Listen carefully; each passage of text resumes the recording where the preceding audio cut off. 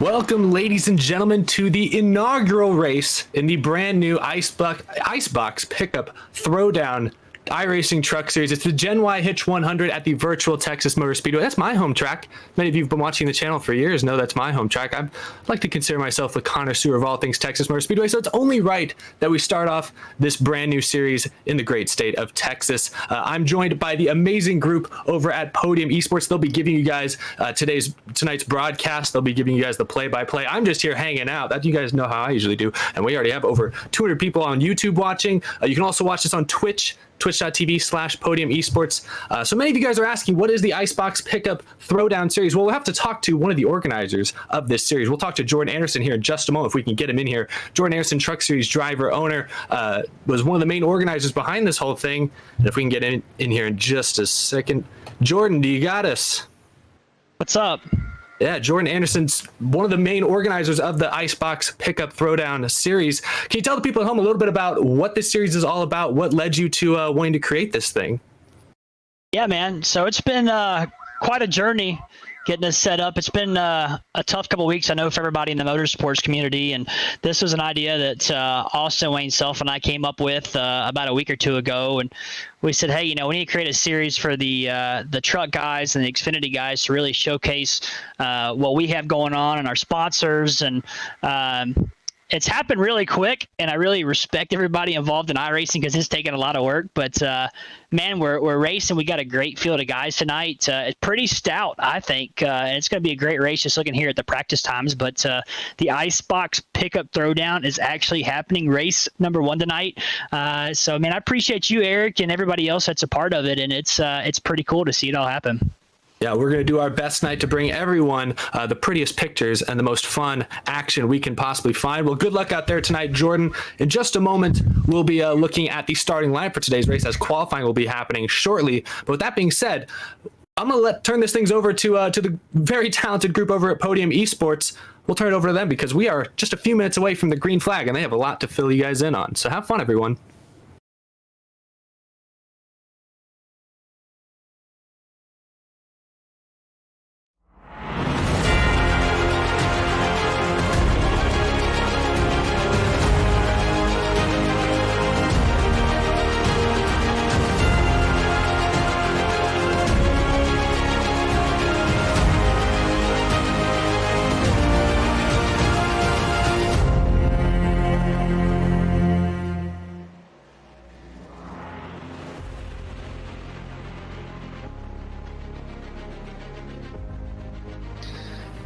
When you talk to race fans all across the country, oftentimes if you're looking for action, they'll direct you to what is the NASCAR Gander RV and Outdoors Truck Series. Tonight, all of us at Podium Esports going to do our best to give you some of that same Truck Series Throwdown action. It is the IceBox Pickup Throwdown iRacing Truck Series here on Podium Esports and Out of the Groove, and we are set to get all the action. All the stars are here, the names that you have come to know through recent racing action. Guys like Ty Majeski, Harrison Burton, who graduated out but spent time in the Truck Series. Jordan Anderson, one of the organizers. Tyler Ankrum, one of the young guns. A lot of recognizable faces getting set to take to the virtual Texas Motor Speedway for the Gen Y Hitch 100, and we are glad to bring all the action to you here from the virtual Texas Motor Speedway. It is the Gen Y Hitch 100 race number 1 in the 5-race IceBox Pickup Throwdown iRacing Truck Series. My name's Jacob Seelman alongside David Schulthouse and Blake McCandless, with Eric Estepp also joining us, and Ryan Bauer and Kyle Barnes down in the production trailer and race control respectively, as we get set to rock and roll for race 1 of 5 in this series. Going to be a lot of fun, and I'll be covering the action largely from the broadcast booth tonight, but as I mentioned, we've got a couple of voices that will swing around the track to hear from over the course of the night. This track opened in 1996. Progressive Bank banking in the turns after a reconfiguration a few years ago. 20 degrees in 1 and 2, 24 degrees in 3 and 4. We'll start in the lower banked end of the racetrack in 1 and 2, where this voice near Shelby, North Carolina, going to be help bring the call for 1 and 2 tonight. We'll throw it down to Blake McCandless, who, Blake, I know, first off, welcome to the Podium Esports booth, and second off, we are about to see some fun tonight. Well, certainly, Jacob. I'm thrilled to be here, thrilled to finally make the debut on Podium Esports. So thank you guys for having me. And thank you for putting me up here where I'm sitting in turns 1 and 2. Because I'll tell you what, Jacob, with this new configuration here at the Texas Motor Speedway, this is where the magic happens, so to speak. You think about all that banking you used to have here in turns 1 and 2. You flatten that out to 20 degrees. You widen out the racetrack. And I don't know if you were watching the Gander Outdoors Truck Series event last spring. Didn't go well for a lot of names that you see here in this field, so we'll see if that'll translate over. Great passing zone on the entrance of 1 and 2. They'll work their way down the back straightaway. May even see some vicious blocks being thrown as they go to 3 and 4, and that'll take you into the view of Arizona's own David Schildhouse.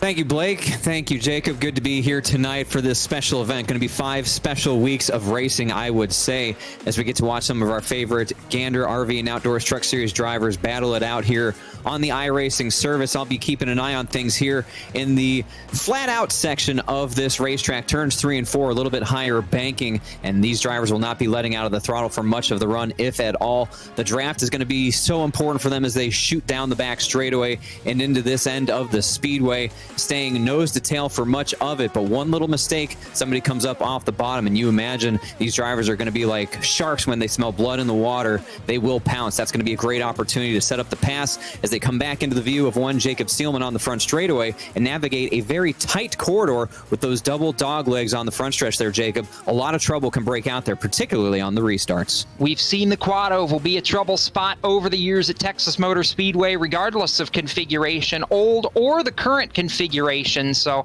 it'll definitely be one that we'll have to keep an eye on over the course of the night. A quick look at the points breakdown for exactly how this is going to roll. First place finish in the IceBox Truck Series going to be worth 15 points. It's a 3-point drop down to second place, and then 1 point back for third. Fourth and fifth get 10 points apiece.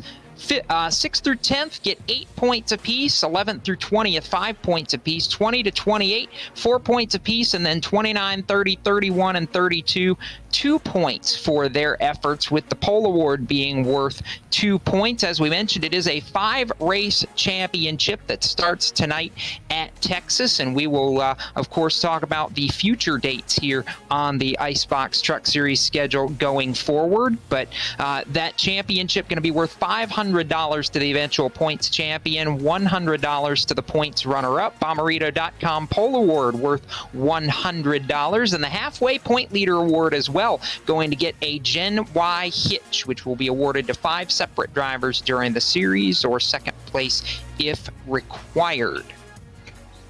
The champion of the and by the way, those are the race awards, I should add. The champion of the series gets an additional $500, plus an IceBox cold air system and a Dragonfire Midnight Pro tool chest. Second place in points, $300. Third place, $200. So $500 to the race winner tonight, $100 to second place. So we'll clarify that. As qualifying getting underway for round 1 here at Texas. And David Schildhouse, if we talk about 3 and 4 in your purview being tricky during race conditions, it's going to be equally tricky during qualifying. It certainly is. You know, you can find a lot of places to mess up a qualifying lap here at Texas Motor Speedway, particularly in its current configuration, where Blake sitting down in 1 and 2 can really make or break a lap, since if you don't get that right, you're not getting a good run down the straightaway. And again, at this end of the speedway, they are flat out. It is full throttle all the way through. But again, it's very line sensitive here because it is full throttle. So if you come up off the bottom just a little bit, you're not hitting that line. You're not maximizing your time. So you got to hit your entry point as well in qualifying. Both ends of the speedway, very, very important. These guys are going to find that out as they've been practicing. But if you can carry good speed over here, that should equate to a pretty good lap. It's going to be interesting to see. I think qualifying, Blake, is going to be pretty critical. We talk about that all the time as, this being a track position game, and I think that's very true at this reconfigured Texas Motor Speedway because it is not easy to pass here. Well, it certainly isn't, Jacob. And you make a good point, especially with how wide open these trucks typically are. You think even back to the old configuration of the Texas Motor Speedway, you were pretty much hitting the gas almost all the way around this track. But now, because of how difficult they've made turns 1 and 2 and how critical it can be, it's about the only lifting point on this track, so that's your best opportunity to make a pass. And with the flattened banking, you're going to see a lot of guys make some very aggressive moves on the entrance of turn 1 because that's just the best passing zone. Once you get off a 2, if you can get a good exit there, you pretty much carry your momentum all the way around until you get back to 1 and 2. So that track position that you mentioned is going to be key, and I think people are going to do a lot of things to protect it. I'm sitting back and already marveling. Eric Estepp, I want to bring you in here for just a minute. I'm already marveling at the fact that the Truck Series regulars are pretty much staking their claim. Ryan Truex, Austin Hill, and Chandler Smith going 1, 2, and 3 on the charts in the early going in qualifying. And I have to say, I think this is going to be a Truck Series dominated night. I know there's some invaders from the Xfinity Series, but I think this night's going to be about those truck regulars. Very well could. I heard a couple drivers talking during that practice session that Austin Hill in the 16 seemed very fast, seemed like he was going to be tough to beat, so it's not shocking to see him up near the top of that leaderboard. But you're right. Not only do the Truck Series guys kind of outnumber the rest of the field, but I think you're right. They are probably going to be near the top of the board. They are the most familiar with how these specific trucks handle. They probably have more experience with them than a lot of these other drivers do, and they always put on a great show at Texas Motor Speedway. I feel like this is one of those tracks, even with the reconfiguration a few years back, it's really built for the Truck Series. So I think this is going to be a great show, and I expect a lot of these guys to really show out tonight. It's going to be fun to watch. The driver that you spoke to during pre-race, Jordan Anderson, who seemed optimistic right now, actually struggling in qualifying a little bit compared to where he was during the practice time that led into this. Jordan right now qualified 18th with just a couple of trucks, it appears, to go, one of whom is going to be another of the drivers that helped to organize this, Austin Wayne Self, his father, Tim, a big part of what we see as the IceBox title sponsorship of the Pickup Throwdown iRacing Truck Series. So, of course, we'll talk more about our friends at IceBox coming up here as this broadcast continues. It is Ryan Truex now over Ty Majeski, so actually a pair of Nice Motorsports drivers sitting 1 and 2 on the charts. And if you ask anybody, David Schulthouse, we know Ty Majeski is a favorite. It doesn't matter what vehicle you're in. You can put him in anything, and he's probably going to find his way to victory lane. One of the most decorated iRacing drivers in the service's history, one of the highest I ratings, one of the most winningest drivers, you could say, one of the highest win percentages. If Ty Majeski is in the field, there's a pretty good chance you're going to have to deal with him if you want to find that checkered flag. No surprise to see him towards the front here as qualifying draws to a close, so watch out, field. He's already up there. Indeed it is, and with qualifying being over, we'll go ahead and give you a look at the starting grid for tonight's race at Texas Motor Speedway and get set to rock and roll for the Gen Y Hitch 100. On the pole is going to be Ryan Truex with a time of 30.260 seconds, and he will get the Bomberito.com pole award, starting alongside his real-life teammate Ty Majeski. Austin Hill and Derek Kraus, a pair of Toyota Tundras, making up row number 2, with Chandler Smith and Josh Bilicki starting 5th and 6th. Chase Briscoe and Christian Eckes in row number 4. Tyler Hill and Austin Terrio, Blake McCandless complete the top 10. That completes the top 10. 11th will be Tommy Joe Martins. I've seen him a good amount out here doing all things in sim racing. He brings it home P11 in qualifying. 12th will be Spencer Boyd, rolling off 13th tonight. Another regular iRacer in Brendan Poole. 14th, that'll be the former Gander RV and Outdoors Truck Series champion Brett Moffitt. 15th, Brandon Brown. 16th, Todd Gilliland. 17th, the former teammate directly behind him in Harrison Burton. Anthony Alfredo in 18th. 19th, Jordan Anderson, which of course we have to give all the love and support to him for putting this on. And then rounding out the top 20, how about this? An old name. He's a TV analyst right now trying to duke it out with these guys. Hermes Sadler will complete your top 20. Hermie Sadler, I wonder if he knows I have one of his fire suits or not. Boy, that's a story for a separate time. In the 21st position will be Tyler Ankrum in that number 26, Stephen Parsons in 22nd, Jason White in 23rd, Josh Reum in 24th, Austin Wayne Self 25th, Howard D. Savino in 26th, Santino Ferucci in 27th, Matthew Mills 28th, Stewart Friesen, the old freezer, in 29th, Natalie Decker 30th, and Angela Rush will round out your 31 truck field. A lot of good names top to bottom here, Jacob Seelman, and as the trucks roll off here for their one and only pace lap, my goodness, you look at this, you look at what we're about to see here.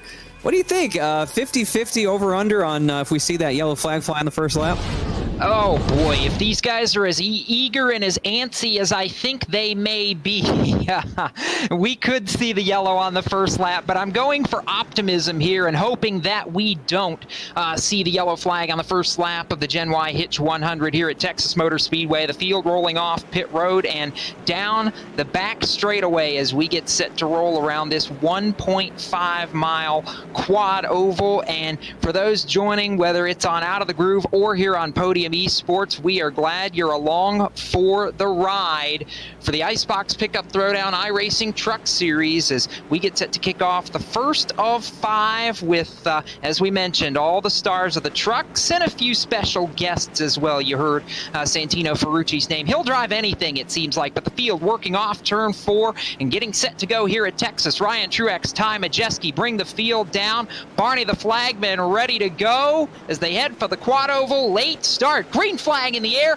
and we're underway. On the jump is the 40 of Ryan Truex. They're going to settle it down single file among the top 3 headed to 1. Well, in single file is exactly what you want to be. You see the top 4, top 5 now is that 51 machine of Chandler Smith will make it single file. They all find themselves working in a line trying to get to that bottom side. Still single file as they pour into 3 for the first time. First side-by-side battle is going to be Tyler Hill going door-to-door with Christian Eckes through 3 and 4. Eckes up on the high side. A little bit of a wiggle out of that number 18. He holds on for the time being. He does. Truex leads lap 1. Majeski there, and there comes the caution flag working lap number 2, so we will slow the pace very early. We at least got to the line before the yellow flag came out, so that is a bit of positive, but trouble in the back of the pack bringing out the yellow for the first time, and we'll see if we can't pull a replay, but it looks like the 55 of Josh Reum, the first man in trouble, and back about a half lap behind the leaders, the reason for the caution flag coming out as we work lap number 2 and may get a look at it here. I had a pretty good look at it over here, Jacob. It was Josh Reum, as you had indicated, coming out of 4. It looks like he lost the rear end a little bit. The truck started traveling down the track, and unfortunately, right into the path of the oncoming Natalie Decker. Nowhere for Natalie to go. She ends up getting the left rear quarter panel, spinning Reum around through the infield grass there on the front straightaway. Truck comes to a stop right at about the flag stand. He gets fired back up. A little bit of damage to the left rear of the Reum machine. And I would imagine we have matching damage to the right front of Natalie Decker's as well.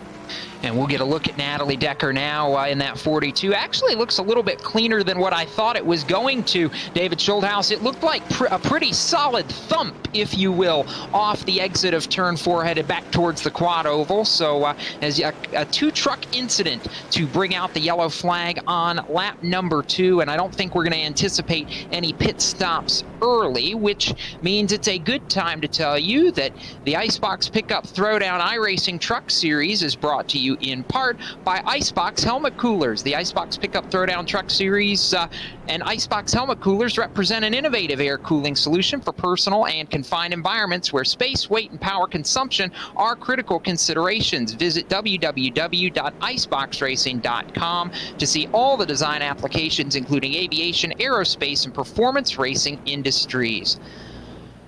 All right, Blake McCandless, what we saw from your end of the racetrack was, well, everybody trying to settle in line quickly because the lower banking, it is not flat out like it is over on the 3 and 4 end of the racetrack. It's very tricky in 1 and 2, and we saw these guys, especially the front 4 or 5 drivers, get settled out in a major hurry. You do not want to be double stacked going into 1 and 2 here.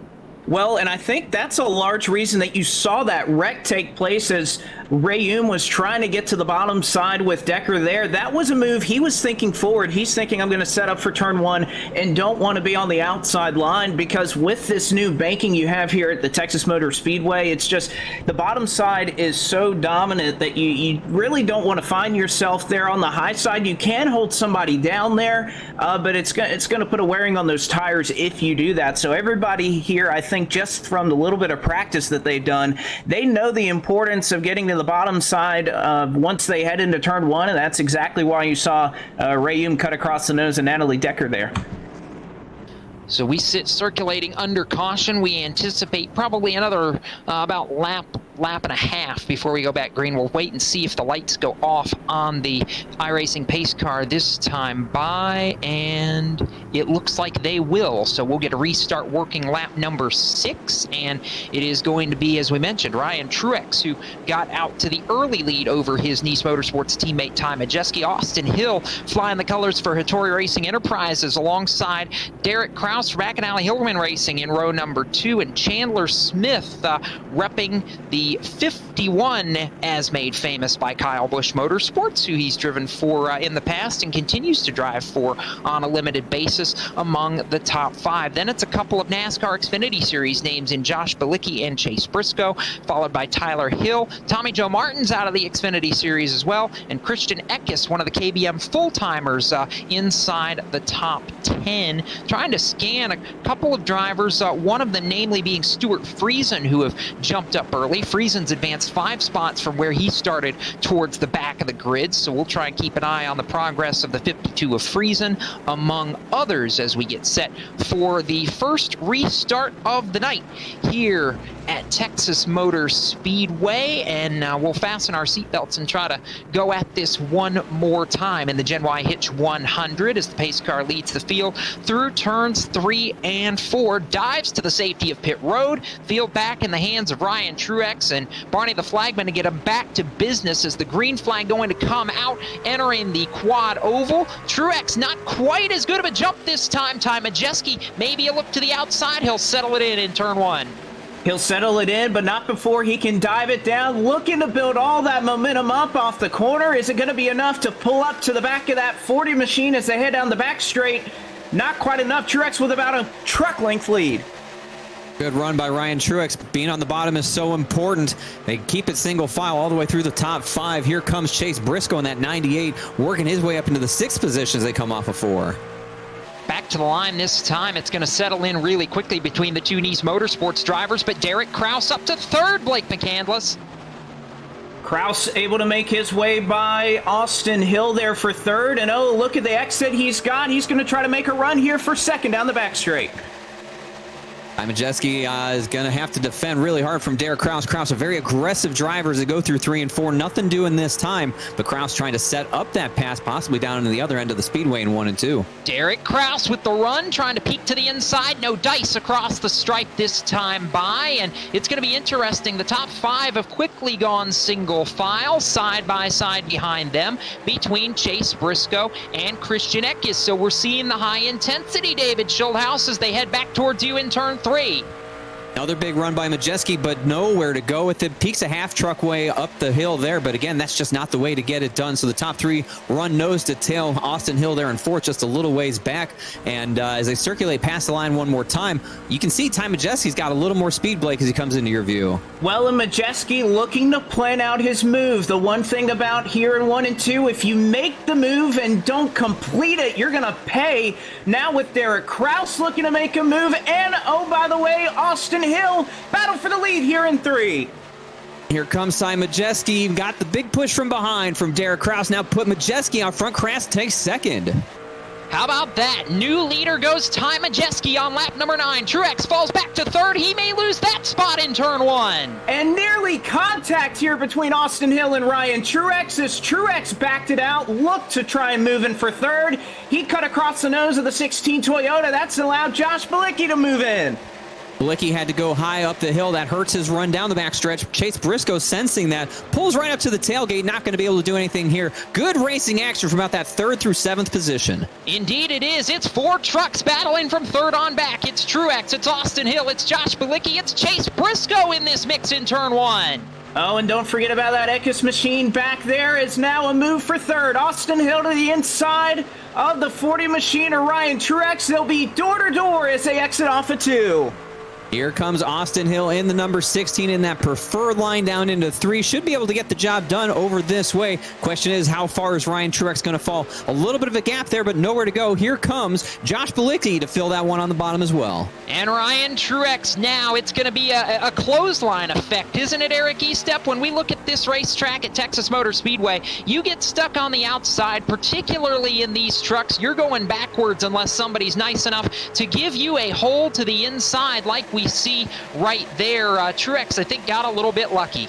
Yeah, he was able to squeeze in right there. It is kind of like Martinsville at 180 miles an hour, so it can be pretty treacherous. Also worth noting with a lot of the settings in this race here, we got a very hot one. That track is slick. Tyler Hill up and over on his roof on the front straightaway. Oh my. Hits the outside wall. Another couple trucks involved as well. We got a big one piling up here on the front stretch. And barrel rolling down the front straightaway was Tyler Hill. Caution flag out on lap number 13. We'll get a quick look at the replay. Got turned sideways hard into the wall, coming out of the view of David Schildhouse, goes skidding on his lid down the front straightaway, and then barrel rolls 3-4 times. Here's another look at it. Again, right before the entrance to the quad oval, gets upside down, barrel rolls once, twice, almost a third time before coming to a stop on all fours and taking the immediate virtual tow back to pit lane. But our second caution of the night out, Eric Estepp on lap 13. And the big news now is what do you do as far as pit strategy? And I think we're going to see most of the leaders down the lane here. Looks like most drivers coming to pit road. That's what I was getting ready to say before we had a car going airborne there, is the tire wear might be a little stronger in this one than you're used to seeing with the hot temperatures. Might be a more slick racetrack than they're used to. Might see more tire wear than initially anticipated. Well, David Schildhouse, that got exciting in front of you for a moment. Now we'll settle it back down and see exactly what all these teams do, whether it's 2-tire calls, 4-tire calls. The question's going to be, does the tire decision really make a whole lot of a difference here? I think you got to take 4 here. That's really going to be the best play. We see a couple of 2-tire takers as they get off pit road. It's going to be Ty Majeski leading the rest of them off, but it looks like Jason White and Austin Wayne Self electing for a 2-tire stop each. And taking a quick look at the times on the clock there for their pit stops, that makes sense. So a little bit of strategy being rolled out there by those 2 drivers. And Josh Bilicki, I don't believe, even made the trip down pit road himself. So I thought looks like 3 different strategies in play here now, Jacob Seelman, and I only think one of them is going to play out. That's the one with 4 tires. I tend to agree with you, and like Eric was talking a moment ago, with the heat, the in-sim time is roughly 1:30 in the afternoon, so that is going to make the track a lot hotter, a lot slicker, and as he mentioned, going to definitely increase the tire wear depending on what we might see otherwise. I think the biggest thing, Blake McCandless here, and the good news for a Tyler Hill, is there is one fast repair in this race and in this series, so that's going to be a major positive, because he'll be able to, once he took the tow back to pit road, take the repair and at least get back in the race after a wild ride.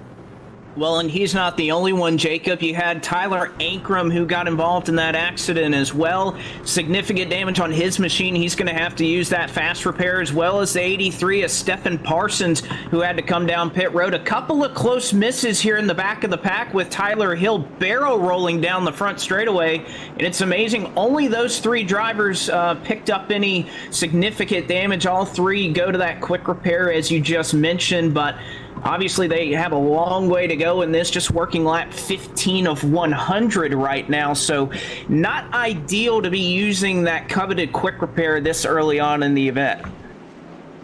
No, it's definitely not. You want to always be able to save that, Eric, if you can. We know that. But the big news now is, as we shake it out, we are going to have a new control truck for the next restart in the form of Josh Bilicki and Austin Self on the front row, which that's going to make this particularly exciting. Lights are out atop the iRacing pace car as we are getting ready to, I think, come back to green flag conditions this time. We'll reset the order. It's Josh Bilicki and Austin Wayne Self on row 1, Jason White and Ty Majeski in row 2, Tommy Joe Martins, Derek Kraus in row 3, Austin Hill, Ryan Truex, Chase Briscoe, Christian Eckes the top 10. Pace car is off. Green flag is back in the air, and on the jump, it is Josh Bilicki repping for the Rayum brothers here in the Truck Series. He'll take the lead down to turn 1. He takes the lead in a battle behind them. Derek Kraus started outside of row number 3. He's found his way up to 4th and maybe looking for more. He's all the way on the apron. They'll make it 3 wide into 3. Jason White in the middle of that 3-wide action. Kraus wisely backs out of it, not going to force the issue. Meanwhile, Majeski working the high side, puts himself in the 3rd spot. Jason White has his hands full on those 2 tires. Here comes Derek Kraus. Derek Kraus on the move early as they cross the stripe. Meanwhile, Austin Wayne Self looking for the race lead in turn 1. And Wayne Self going to dive it down. Doesn't quite get the nose under Bilicki as they exit the corner. Here comes Ty Majeski with a steam of momentum off the corner. He's going to try to go high side on Self.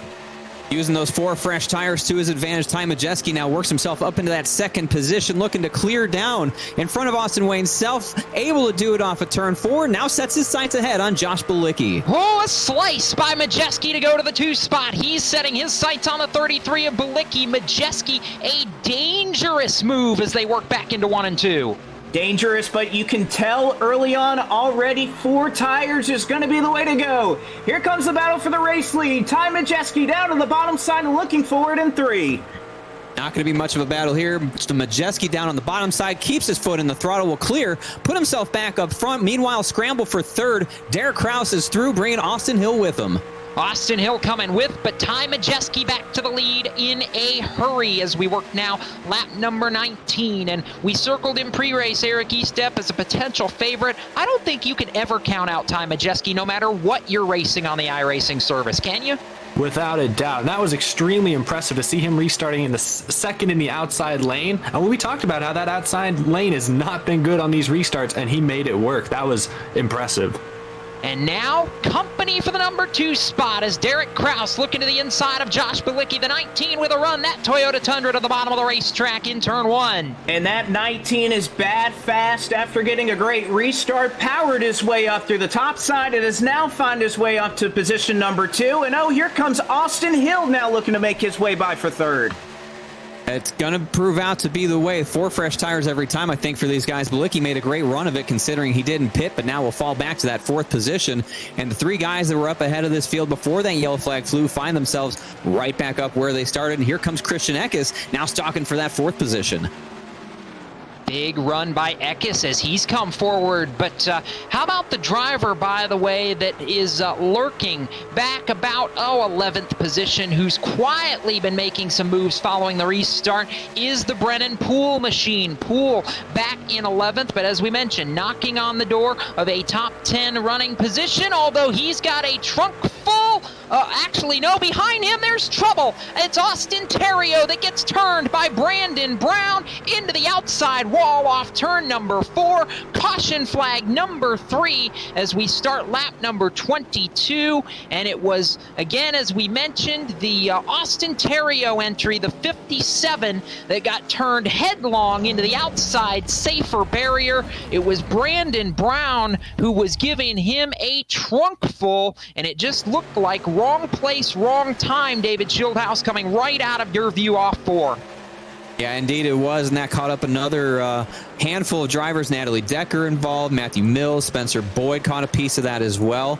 Yeah, just tough stuff here, and that tells you, I talked about coming out of 4, this track narrows up so much. This front straightaway is very deceptive with all the speed that they're carrying, but a push from behind from Brandon Brown is sort of similar to the Josh Reum, Natalie Decker incident earlier in this race as Terrio came down right into the path of Brandon Brown, nowhere for Brown to go, and Terrio just hard into the outside wall head first.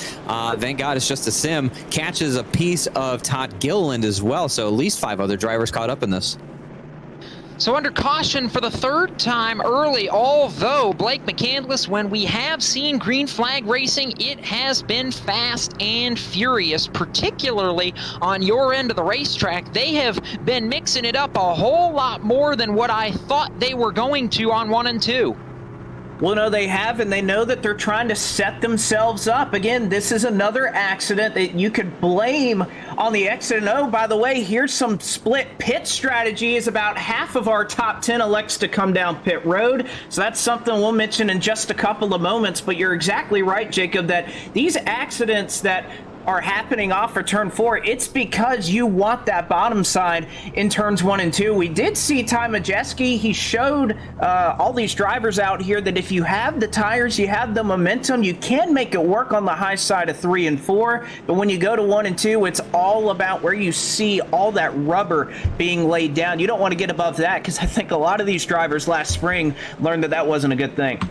Looked like a lot of the drivers, Eric Estepp, from about, the fringes to just outside the top 10 largely came down pit road. I was talking about Brennan Poole right before the incident broke out there from 12th on back. Poole was running 11th and was among those that elected to come down pit road. So I guess it's a matter of whether these guys think track position or tires at every stop is going to be the most important factor tonight.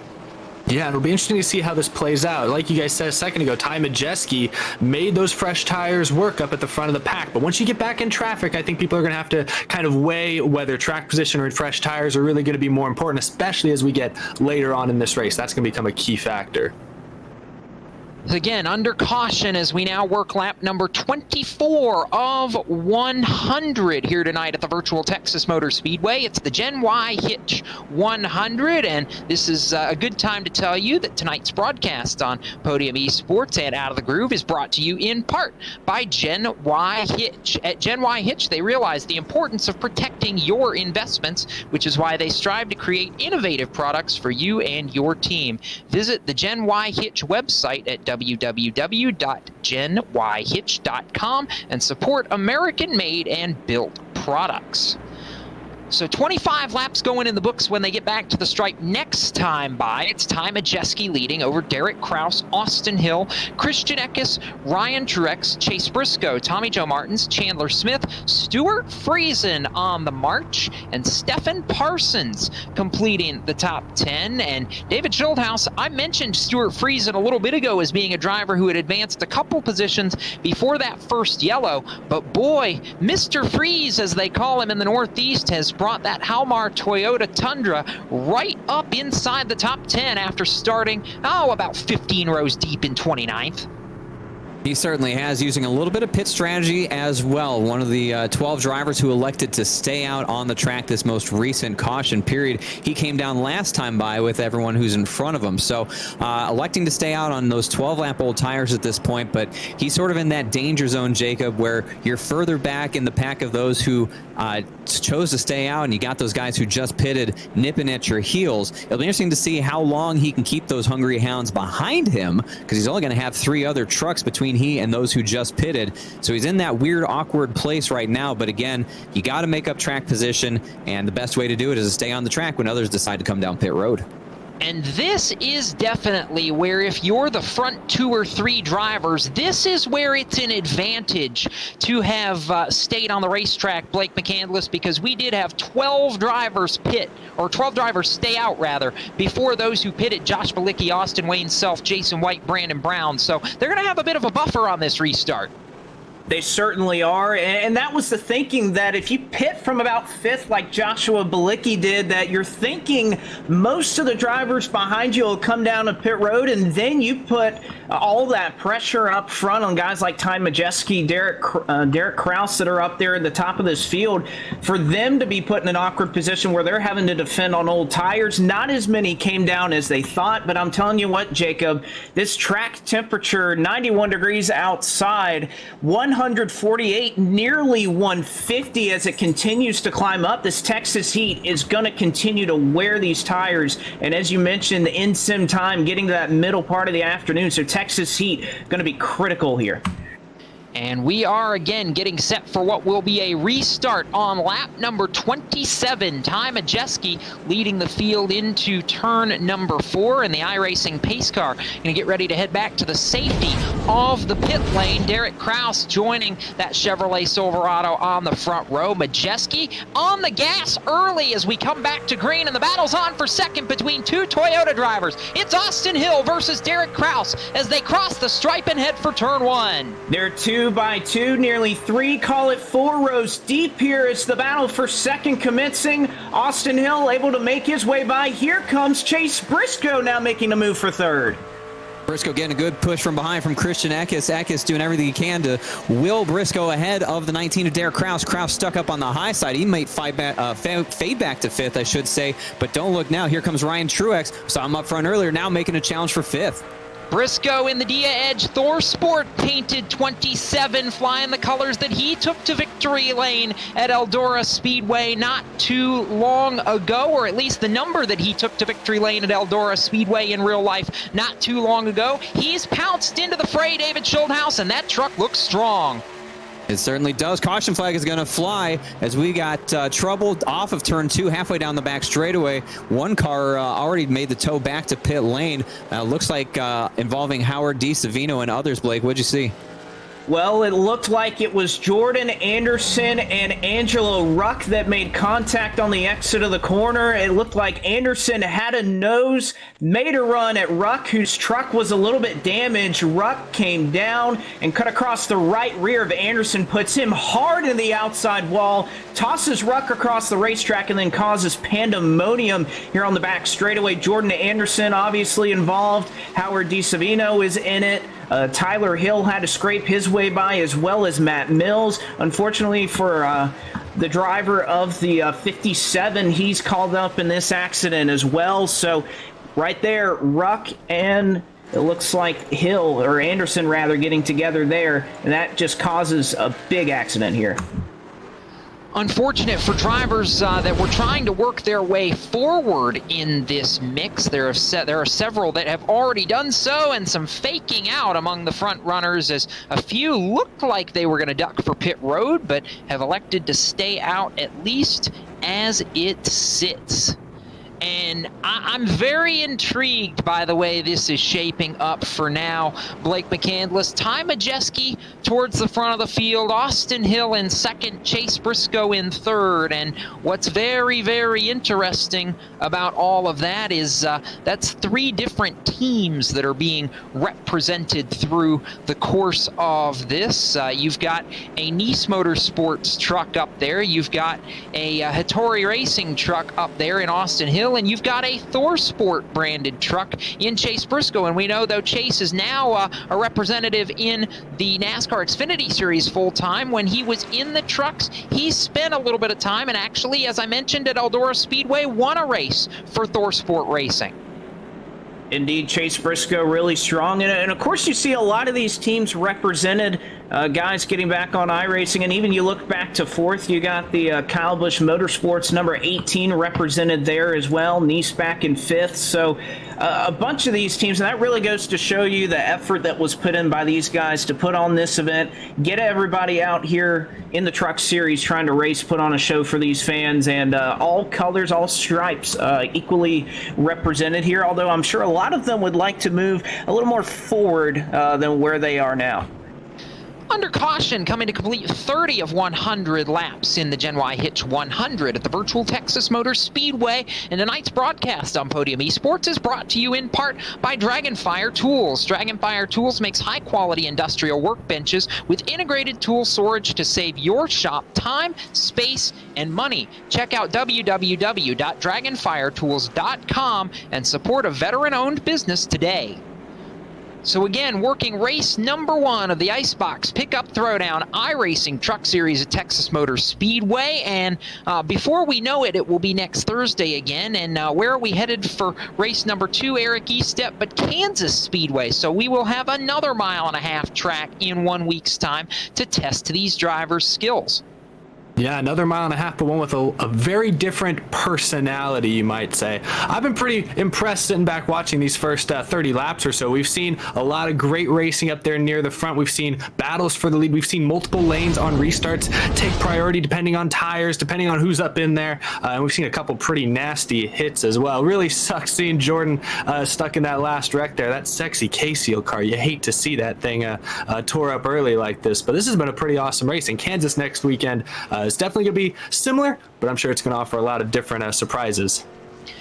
Indeed, we believe it will. David Schildhouse, are we surprised at the dominance of Ty Majeski early on in this race? No, I can't say that I'm surprised. He had the strategy right, obviously, to get the 4 tires, and I believe those behind him knew the same thing that he did. If this thing gets a green flag run, I do believe he's going to show guys like Austin Hill, Christian Eckes, Chase Briscoe, Ryan Truex, exactly how good he really is. Because, yeah, they might be able to keep up over the handful of laps or 10 laps or so, but you get in a nice, long, meaty run, and you really have to take care of those tires. That's when the skill on the sim takes over, and guys like Ty Majeski rise to the top and start to build that lead. They might get a 10th here, 2 tenths there, and then all of a sudden, the next thing you know, they got themselves a 2-3 second lead, and the rest of the drivers feel pretty much out of this thing. So if this thing gets a long green flag run at any point, I expect Ty Majeski to put the sails in the wind and drive away from these guys. But as long as we keep getting these short runs, I think that keeps everybody else in tow and gives them a little bit of a chance to unseat Ty Majeski from the lead. I want to make a quick point, since I know the chat mentioned it, for those who caught on, that Chase Briscoe is a Ford development driver, and yet because there is a lack of a Ford F-150 truck currently on the iRacing simulation service, he is indeed in a Toyota tonight. But wanted to call that to attention for those who did pick up on that. That's the only reason that Chase is not in a truck as of now, and we are setting up for what should be a restart, working lap number 33 of 100. So basically right at the 1/3 mark of tonight's event. Majeski and Hill, Briscoe and Eckes, Truex and Kraus. The first 3 rows as the pace car ducks back off the banking and onto pit road. Majeski mixing it up again on the restarts, waits a little longer in the box, waiting, almost to the end of the restart zone. Green flag back in the air. He'll take the lead. Hill slots in, slides down in front of Briscoe, and it's 4 trucks single file in 1. Well, and Hill able to make the evasive maneuver down there to get inside, protect that bottom lane for second. One driver not so lucky was Derek Kraus, falling back. Now he's facing a battle from Tommy Joe Martin as the 51 goes all the way to the apron to block him. Lots of big blocks there, but Chandler Smith is going to hold on to that position right now. That's P6 and 7. Derek Kraus back to that 7th position, right on the tailgate of the Chandler Smith machines that come out of 4. Everyone's single file to start lap 34. Battle for the race lead, headed for turn 1. Austin Hill all over the back bumper. Majeski throws the block and is on the apron in 1. And what a save there by Ty Majeski. Nearly goes around. That's going to stack him up. Here comes Christian Eckes. Austin Hill having to defend low. To the high side is Chase Briscoe. Oh, and we got contact. Contact. Ty Majeski hard into the wall. Hits all sides. Can he keep it out of traffic? Wheeling it, trying to save it down to the inside. No caution has come out yet. And your race leader 1 lap ago now in a crumpled heap on the apron in 3 and 4. Unreal turn of events for what was the early race dominator, but that's opened the door for 2 Toyota drivers to take the lead. Austin Hill to the top spot, Christian Eckes to 2nd, and then it's Chase Briscoe in the ThorSport colors in 3rd, with Ryan Truex and Derek Kraus in tow. 35 laps go up on the board, this time through the quad oval, and Briscoe's not done. He looks to the outside for 2nd. Briscoe looking to the outside. Eckes trying to make a move on the inside. Oh, and it looks like Briscoe had to check up there as he got into, or almost got into Ryan Truex, rather. Now Truex having to defend Derek Kraus for 4th. It was a poor exit off of 2 for Ryan Truex. Kraus into the back bumper gives him a little bit of a shove to get him back up to speed again. And just that quickly, Jacob Seelman, things have shook up here at Texas. Doing the Texas 2-step over in 3 and 4 was Ty Majeski. I guess that's one way to unseat him.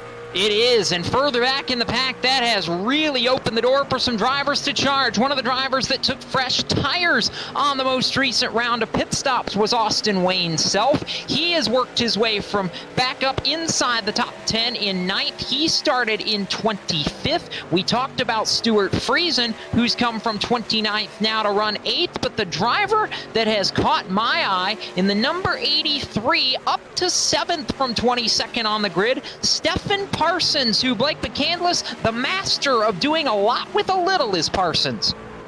No doubt about that. Anybody who's well aware of the Truck Series and everything that's been going on these past few years knows that Parsons is a guy that you can trust to get the most out of his equipment. Well, guess what? We're on equal equipment, equal setups tonight, and he's certainly taking advantage right in there in P7. Battle just in front of him, though. That's for 5th. As now Derek Kraus going to make his way by for 4th. We'll take a look on board with the Tommy Joe Martins machine for a moment before things settle out. Now you see the onboard from the roof cam of the Tommy Joe Martins machine. He's knocking on the back bumper of Ryan Truex. That's a battle for the number 5 spot, but Martins has company down low as they scramble. 2 and 3 wide. Austin Self to the inside, David Schildhouse. Really shoved it in there underneath Stewart Friesen. They bang doors. Friesen up the hill. Here comes Tyler Ankrum to take away that 9th position as well as Friesen will fade back to 10th. Where did Tyler Ankrum come from? I don't think Wells spin front straightaway. Austin Self goes around. Caution flag is out.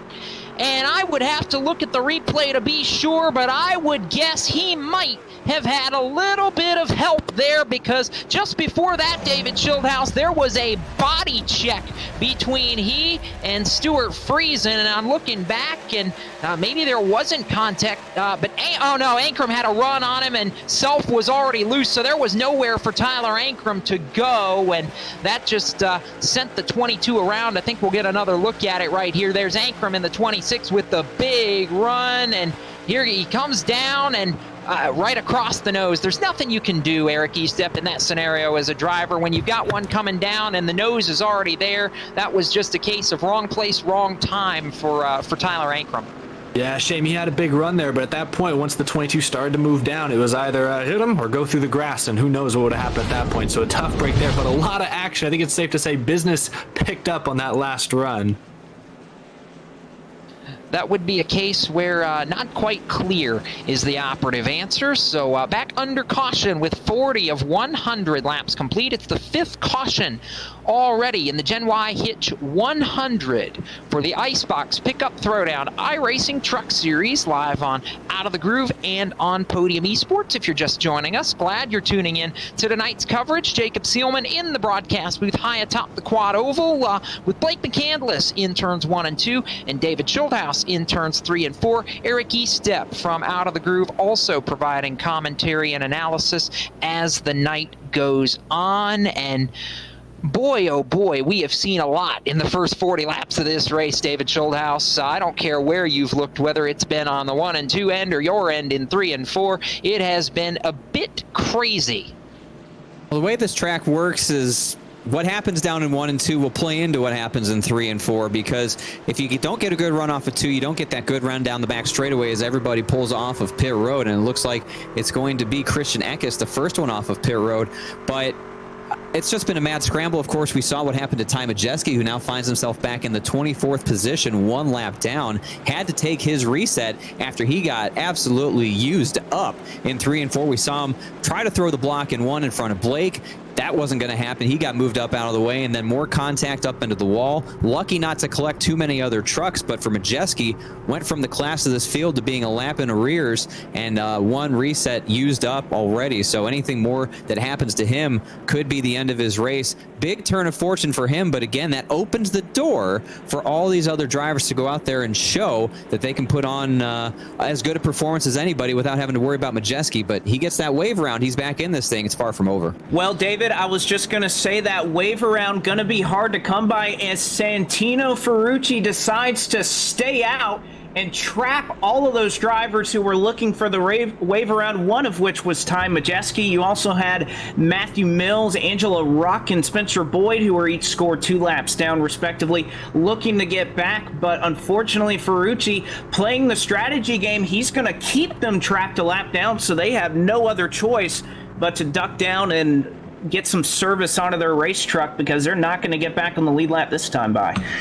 Well, and how about that for the NTT IndyCar Series young gun, and a driver that I got to not only meet but spend some time with at the Lucas Oil Chili Bowl Nationals back in January. And Santino Ferucci out of Connecticut is one cool cat. We thought for a long time that his racing career was going to take him overseas, and it almost got him up the Formula One ladder before some various circumstances brought him back to the United States. But being involved in the NTT IndyCar Series now with Dale Coyne Racing, with Vassar Sullivan, the Sealmaster colors, which you're seeing proudly displayed on that number 18 truck here tonight. Ferucci's done a nice job, did a great job in his rookie season last year, and was ready for year 2 before pandemic circumstances intervened and kind of put us at a standstill. But he has proven, Eric Estepp, and I love this about a kid like Ferucci,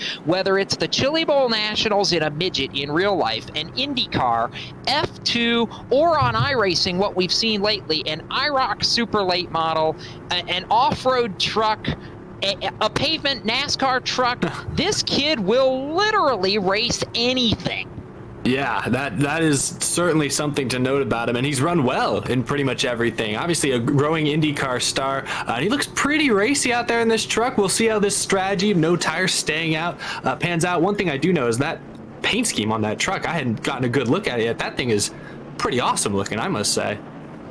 Very, very nice looking Sealmaster paint scheme for Santino Ferucci, as it looks like it's going to be Ferucci and Christian Eckes on the front row for this restart. Chase Briscoe, Ryan Truex in row number 2, Derek Kraus, Tommy Joe Martins in row 3, Tyler Ankrum, Brandon Brown in row number 4, Brett Moffitt, Stephen Parsons, the rest of the top 10. And I'll give a call to Brett Moffitt as well, who just not too long ago ended up with both fractures in both legs from an accident in which he has had to recover. iRacing simulation training has been part of his recovery. It sounds like he's going to be cleared whenever the Truck Series is able to resume, and that's good news for all of us. But Moffitt doing a solid job inside the top 10 as we get set to come back to the green flag. So a nice run so far by Brett Moffitt for GMS Racing, as Santino Ferucci on the jump as we come back to green on lap number 45. Side by side for second, it's Chase Briscoe with the advantage over Christian Eckes. And Eckes was caught sleeping on that as Ferucci gave several truck links to the pace car to try and get a jump on those old tires. Briscoe able to take advantage. He moves up to second, now looking to see if he can go run down Ferucci. They're side by side for third.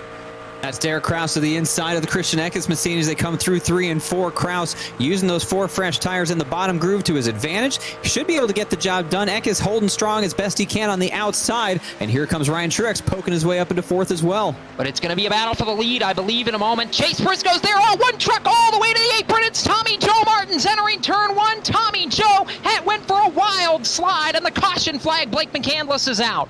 Oh, and what a mistake there from Tommy Joe Martins as he makes contact with the outside retaining wall on the entrance to turn 1. It slams him down all the way to the inside wall, which is right next to the apron now at the newly configured Texas Motor Speedway, and that parked him broadside in the middle of turn 1. There wasn't enough room for these race trucks to miss that. He collects a couple of cars, I believe, as we'll look forward. Tyler Ankrum, Parsons is in this as well. He came back down the racetrack and tagged another one as well. It was Ty Majeski who gets caught up in this as well. That engine is expired, as well as the quick repair, so that ends Majeski's day. A big move here and a mistake from Tommy Joe Martins, and that'll cost a couple of drivers their chance to finish this one out. And he immediately reports over the radio, David Schulthouse, that his steering wheel and pedals just stopped. So even on iRacing, sometimes we can have equipment failures that lead to disaster, and that, unfortunately, appears to be what we had right there with the 44 of Tommy Joe Martins. An ugly situation, and anyone who's experienced that type of equipment failure can tell you it's a pretty helpless feeling, particularly when you're at that type of speed and being in front of the field, this narrow corridor of the front straightaway, all the angles that Tommy Joe managed to hit. It was just a recipe for disaster. Unfortunate, just one of those unique things to sim racing that, you know, we are so dependent upon our internet working and our equipment working. And unfortunately, in this situation, Tommy Joe was found without his equipment working, and puts a big damper on the day for Tyler Ankrum, for Stephen Parsons, but most importantly, I think out of all this, Ty Majeski, who we just talked about using that reset in the prior wreck. Well, he goes head first in the outside wall, pops that motor, and possibly the biggest threat to win here tonight is out of this race before we even hit the halfway point. Well, that just blows this thing wide open as we approach the halfway point of the race, and we're going to go ahead and bring Eric Estepp back in for a couple of minutes here and say hi to him. Eric, thoughts as we approach the halfway point of this race and what you've seen so far? Well, after those first 15, 20 laps or so, we're fairly tame. Things have gotten pretty intense. You guys just talked about it, but Ty Majeski went from leading this race, took the lead on that one restart where he had fresher tires. Seemed like he was just going to hold on to this thing for a while. I was monitoring both live chats. Fans seemed to think that the rest of the field was in trouble. And then you saw Austin Hill get into his back bumper a little bit, get him a little bit loose. Great save, then was pinned into the outside wall. And now, obviously, caught up in that last wreck. His day is done. That has got to be the big takeaway from this. One of the heavyweight favorites not going to have a chance of winning here tonight. But we're also closing in on that lap 50 mark. We'll see who the mid-race leader is at that lap 50 mark. This strategy might work out great for Santino Ferucci. He might get himself a nice little Gen Y Hitch, courtesy of today's title sponsor of today's race. But yeah, I think right now, we talked about at the beginning of the show how the Truck Series regulars seemed like they maybe had a bit of an advantage. I look up there, you got Derek Kraus, Ryan Truex, Christian Eckes are lurking. But right now, the top running NASCAR guy is Chase Briscoe in second, and obviously Ferucci is leading from IndyCar. So we'll see if that holds. Chase Briscoe is definitely an iRacing veteran. He's had some success here in the last few weeks. I've seen him on TV winning races, so he might be a tough one to beat. But we'll see how this tire strategy plays out as the race goes on, because I guarantee you guys we are not done seeing cautions. So going to be exciting. Real quickly, while we've got a second, Eric, I'm curious how you got tied up with all of this. I know, obviously, Jordan Anderson and Austin Wayne Self were kind of the spearheads behind getting this series going, but how did they tie you in here? Well, it's pretty awesome, actually. I've been working with Jordan Anderson for a while now, actually. We've been doing a live stream. He's been on a couple shows that I've done for the previewing the Pro Invitational that the Cup Series guys are running. And so he's been just really open and excited about not just YouTube and Twitch and iRacing and everything, but he's just been very excited about getting something for Truck Series fans to kind of enjoy and to get excited for. And when he came to me and said, hey, would you be interested in being involved in something like this? I mean, I've always been interested in having the shot at doing something with a live broadcast, and this seemed like something super legit, something super exciting and interesting that I couldn't say no. Definitely not. Well, we appreciate everything you do, not just to help promote the sport, but certainly your analysis and support of the broadcast tonight with Out of the Groove. For fans who may be watching that are wondering, how do I keep up with you real quickly? How do they keep up with you?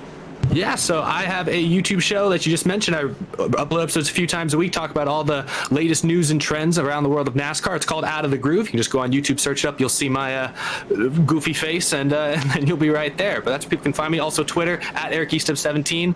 It's all good. Yeah, like you said, just love promoting NASCAR. Love talking about something I'm super passionate about, and super awesome that a lot of other fans have been able to find a similar interest in it. We're going to hold the Gen Y Hitch midway race break for just a couple of moments, considering we're getting ready to come back to a restart right at the halfway point of this race. So we'll hope to settle it out for a lap or two before we bring that to you. It will be Santino Ferucci and Chase Briscoe on row 1, Derek Kraus and Ryan Truex on row number 2, Christian Eckes and Brandon Brown starting 5th and 6th, with Brett Moffitt, Austin Hill, Harrison Burton, and Brennan Poole the rest of the top 10. Driver we haven't really called the name of, knocking on the door of a top 10 running position, and that's Anthony Alfredo, who is back in 11th. So we'll have to see what he can do on the inside lane, getting ready to come to a restart. But the pace car off back to the safety of pit road. Santino Ferucci out of the NTT IndyCar Series leads the field down, but I believe tires and outside momentum going to be the key. Chase Briscoe challenging in turn 1. First time we may see it today, a pass on the outside, and there goes Briscoe. Oh, but one car spinning here in turn 1. The 40 machine of Ryan Truex has gotten turned around, sitting atop the banking here at Texas Motor Speedway. Fortunately for him, no contact other than what initially spun him around, but it looked like, Jacob, that it was a little bit of contact there with, it looked like Derek Kraus. Something obviously went amiss, perhaps an issue right there. It kicked the rear end of Ryan Truex around. He does a good job of saving it off the wall, which I'll tell you what, Jacob, not an easy thing to do here with 20 degrees of banking. Tough break for the Ryan Truex machine, and it looks like Chandler Smith going to lose a ton of track position there, as will, I believe, Hermie Sadler as well, and that's going to be something I want to mention in a minute as far as the Hermie Sadler participation in this event, because it's really cool to see Hermie in the field, but that turns the lead over to the ThorSport painted entry of Chase Briscoe, and now as we go ahead and cross halfway, albeit under caution, it's time to bring you the Gen Y Hitch Midway Race Break, brought to you by Gen Y Hitch. At Gen Y Hitch, they realize the importance of protecting your investments. That's why they strive to create innovative products for you and your team.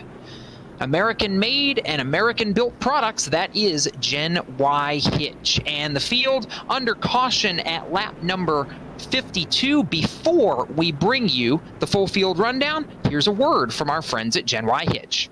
At Gen Y Hitch, we realize the importance of protecting your investments. That's why we strive to create new innovations, like the Boss Hitch, with the ability to remove up to 90% of the inertia between truck and trailer and protect cargo from harsh bumps. The built-in Torsion Flex technology makes it the smoothest ride on the market. The different height options and pintle capability makes it adaptable to your needs, no matter where you are. Gen Y Hitch, the only hitch you'll ever need. So working lap number 53 will bring you the Gen Y Hitch full field rundown. It is Chase Briscoe and Santino Ferucci first and second, with Derek Kraus in third, Christian Eckes in the number 4 spot, and Brett Moffitt in fifth. Brandon Brown rides in sixth, with Austin Hill in position number 7, Harrison Burton in 8th, Brennan Poole 9th, and Blake McCandless, Anthony Alfredo now up inside the top 10. It'll be Jason White in 11th. Austin Self finds himself in the 12th spot. Stuart Friesen in 13th. Josh Balicki in 14th. Matt Mills recovered back on the lead lap. He now runs in the top 15. Tyler Hill, another driver that was a couple of laps down. He's worked his way back up to 16th from 31st. Chandler Smith in 17th. Ryan Truex in 18th. Hermie Sadler sticking around in 19th. And then Josh Rayum, the first caution flag of the evening. He's running back in 20th. David Shieldhouse. Angelo Ruck in 21st, 1 lap down. 2 laps down is Jordan Anderson in 22nd, along with Spencer Boyd in 23rd. 6 laps off the pace, Stephen Parsons in 24th. Tommy Joe Martins, who had that equipment failure, 7 laps down in 25th, along with Tyler Ankrum in 26th. Ty Majeski in 27th. Howard D. Savino 28th. Todd Gilliland 29th. Austin Terrio 30th. And Natalie Decker 31st and last in this field. She has found herself with a DNF in this race. Unfortunate for her. And that concludes tonight's Gen Y Hitch Midway Race Break. Visit their website at www.genyhitch.com and support American-made and American-built products.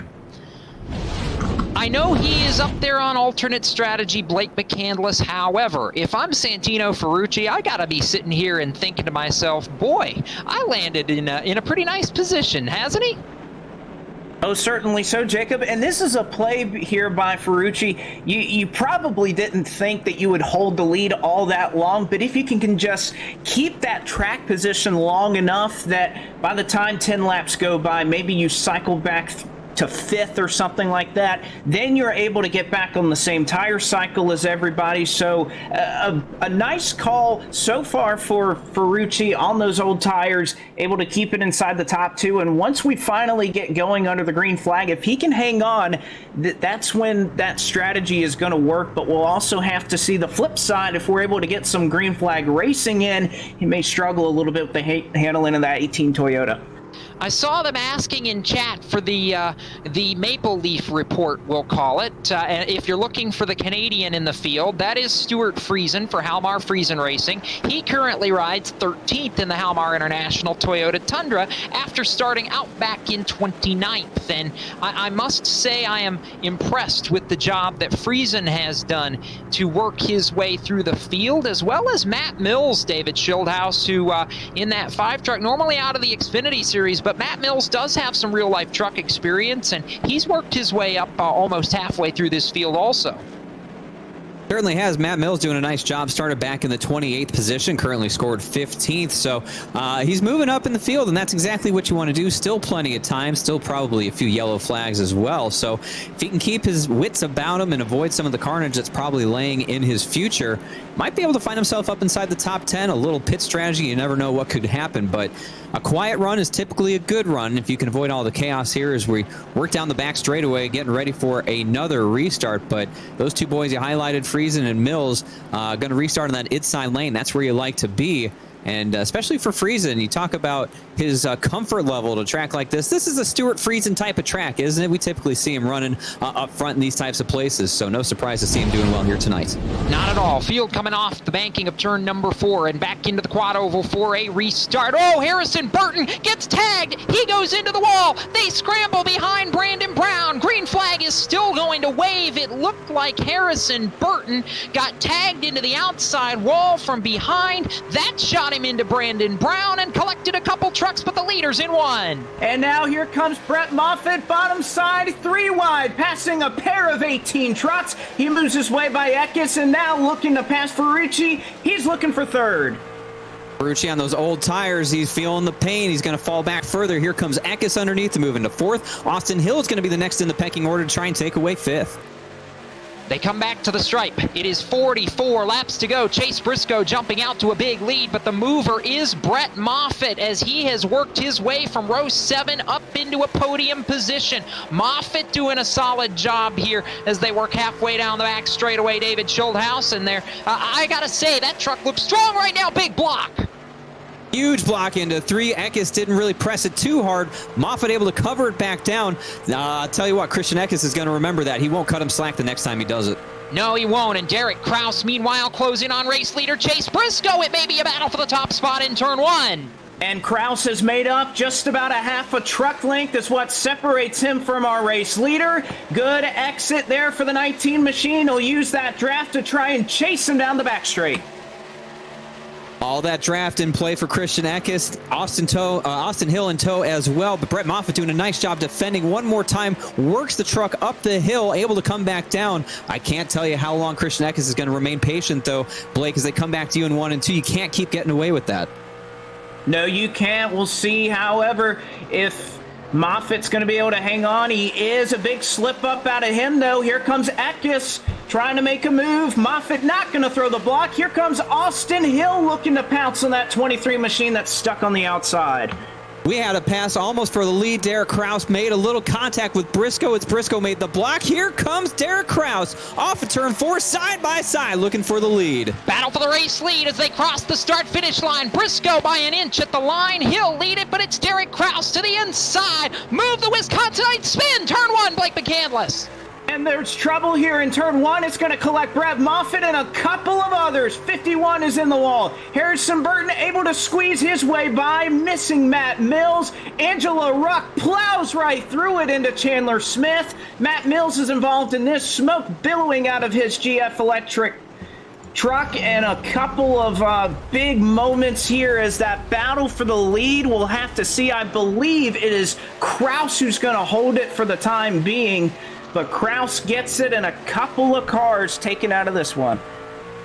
And it looks like Chase Briscoe actually going to get the lead back. My goodness. So I think Kraus slowed. No, there we go. Kraus did cycle back to the lead. I thought Briscoe had run up and passed him for a moment, but it is Kraus leading over Briscoe, Eckes, and Hill, the front four. But my goodness, Blake McCandless, it all broke loose in front of you.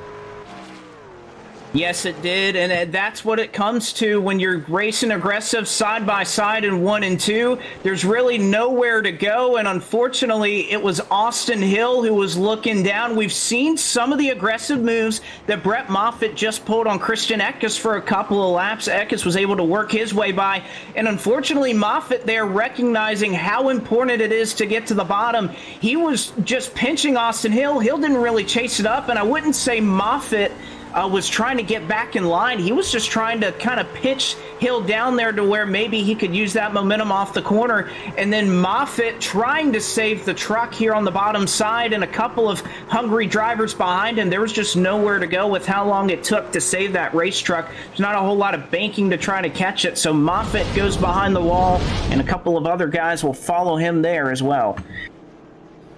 And for Derek Kraus, the timing of the caution, Eric Estepp, a big deal, because the young Wisconsinite, the former ARCA Menards West champion when it was the NASCAR K&N Pro Series West, this is a young driver who has been with Bill McAnally, his co-team owner in the Truck Series, since his West days, and he has been a star in the late models, he has been a star in West, and a lot of people earmarked him to be a star in trucks, and I'm not only not surprised, I'm very impressed with the poise that he has shown all race long to go to the lead and to battle as cleanly as he did there with Briscoe. Yeah, and he's kind of had to go back to front as well in this race. He was up front in the top 2 or 3 earlier, fell back on the outside lane, got pinned on a restart, was back around 7th or 8th. He's had to play the tire strategy, right, to stay up in the top 10. And here he is, yeah, right back in the race lead. You're right, he has been very impressive, not just here in the virtual racing world, but also in the real world. He's moved through the ranks quite quickly. You mentioned his K&N West, now ARCA West championship last year. He also led the ARCA East points for a long period of time last year as well. So this kid, he is absolutely outstanding behind the wheel, and you can tell he has a very bright future no matter where he goes next in and around the world of NASCAR. So let's run you back down the top 10 as they run. Derek Kraus leads it over Chase Briscoe. Christian Eckes, Santino, Ferucci still up there among the top 4. Brandon Brown out of the NASCAR Xfinity Series rides in 5th. Austin Wayne Self is 6th. Josh Bilicki is 7th. Austin Hill in 8th. Jason White, the Canadian, in 9th. And Ryan Truex completes the top 10. And give a call, David Schildhouse, to our good friend, should we say recently retired, I suppose, NASCAR, long time NASCAR on Fox Truck Series analyst Hermie Sadler, who in all this chaos has jumped up to the number 13 spot, and that's gotta warm your heart to see Hermie doing a heck of a job up there, doesn't it? I'm telling you, you won't be able to see it, but you might be able to feel the smile that's on my face seeing my man Hermie Sadler in 13th. Oh my God, I'm so happy about this. This is the greatest thing I've ever seen. You know, I'm just tickled to death to see him having such a good run. He did sustain some damage on the very first lap of this race, got her fixed up, and he's brought that thing back into the 13th spot. I'm loving it. I really, really am. I hope he can hold on to it. I hope he can move forward in this race, but so far, and I'm knocking on wood, you can hear that. He's gonna bring it down pit road. Oh, you hate to see it. Well, there you go. There's that. But you know what? Good for Hermie. If he can keep this truck clean and steer clear of the mayhem, who knows what kind of finish he has. And I'm telling you, Jacob, if there's a way that we can, if we can talk to him, oh my goodness, can you imagine?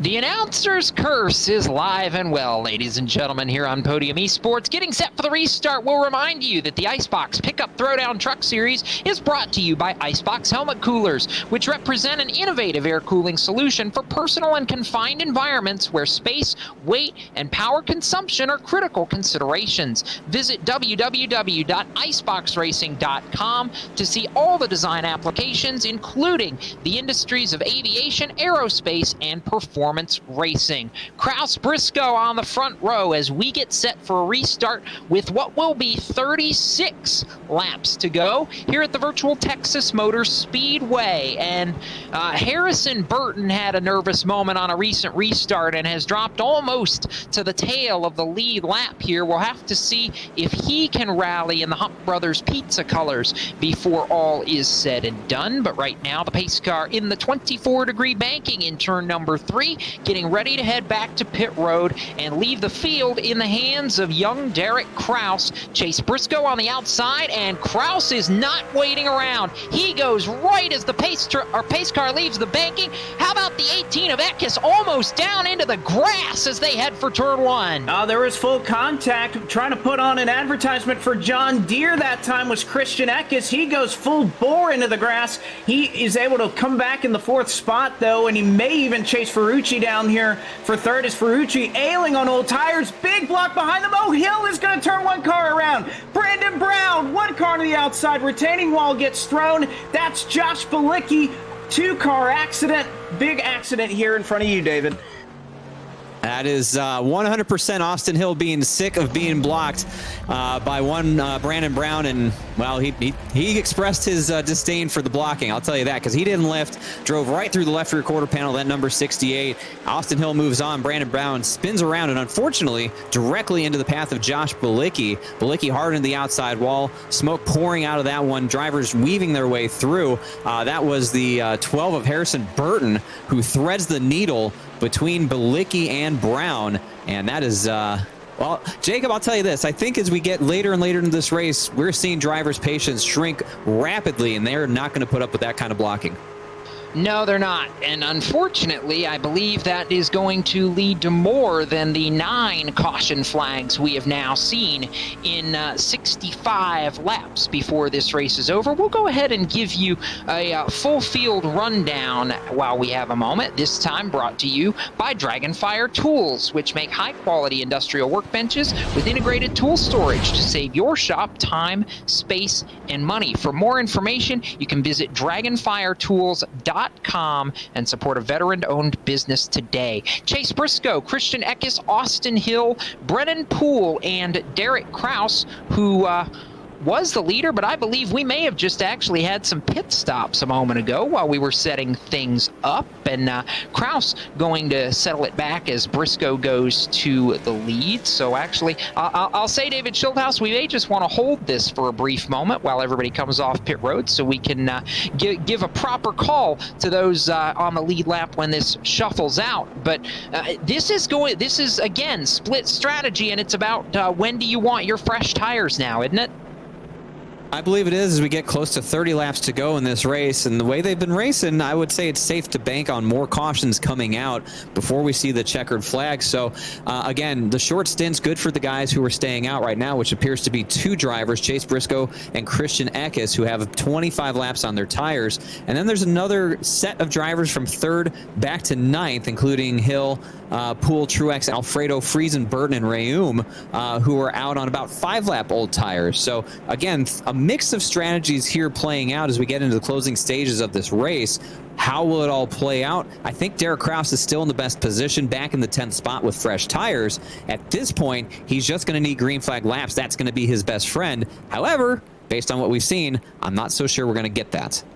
And that's one where the head guy in charge here in the booth looked at his sponsor spot for 2 seconds, and Derek Kraus decided, hey, I'll take those 2 seconds to go right to pit road. Why not? So now we'll reset and give you a Dragonfire Tools full field rundown. Chase Briscoe leads over Christian Eckes, Austin Hill, Brennan Poole, and Ryan Truex among the top 5. Anthony Alfredo sits 6th. Stewart Friesen is 7th. Harrison Burton is 8th. Derek Kraus now sits 9th, and Santino Ferucci, I believe, also came down pit road. Blake McCandless, he rides 10th.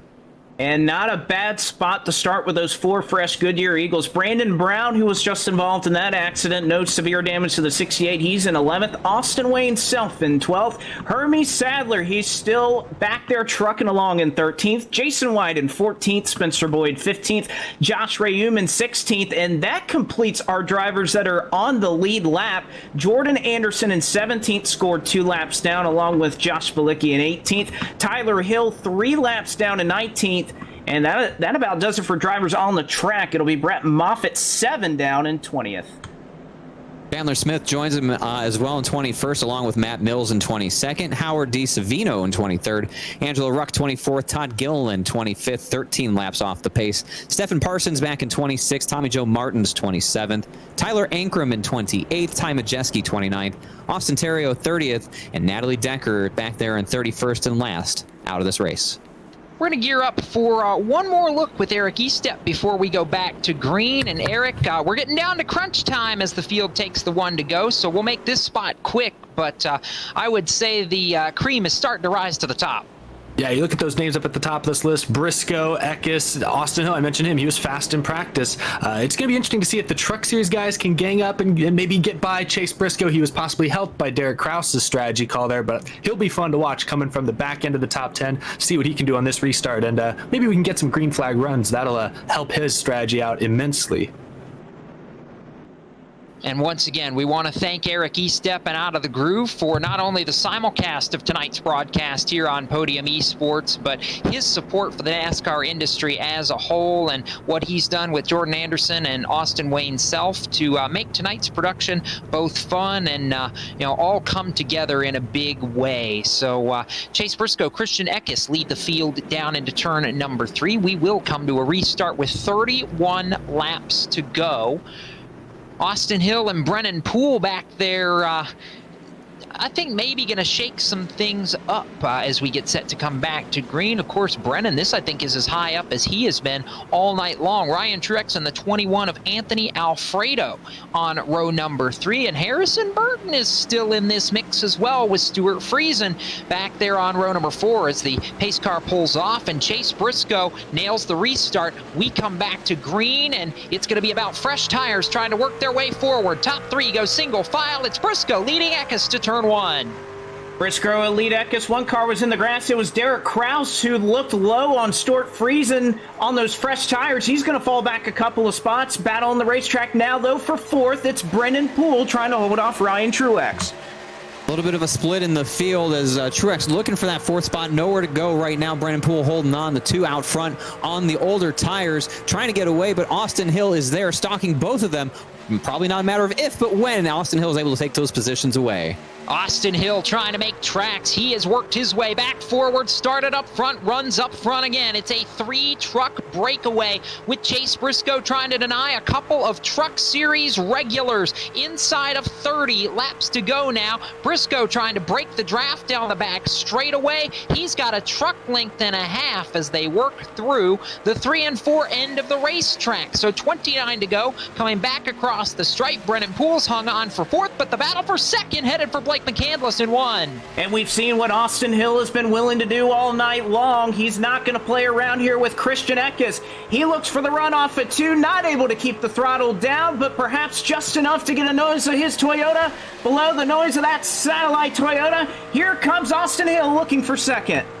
I think Christian Eckes realized the last time somebody put that move on Austin Hill, they went around, so he didn't force the issue. Austin Hill moves through, and he's bringing Brennan Poole with him. Brennan Poole looking for 3rd. Brennan Poole side by side for the 3 spot across the stripe on lap 72. Poole looking to the inside for 2nd in turn 1. Oh, and Poole's going to get him around.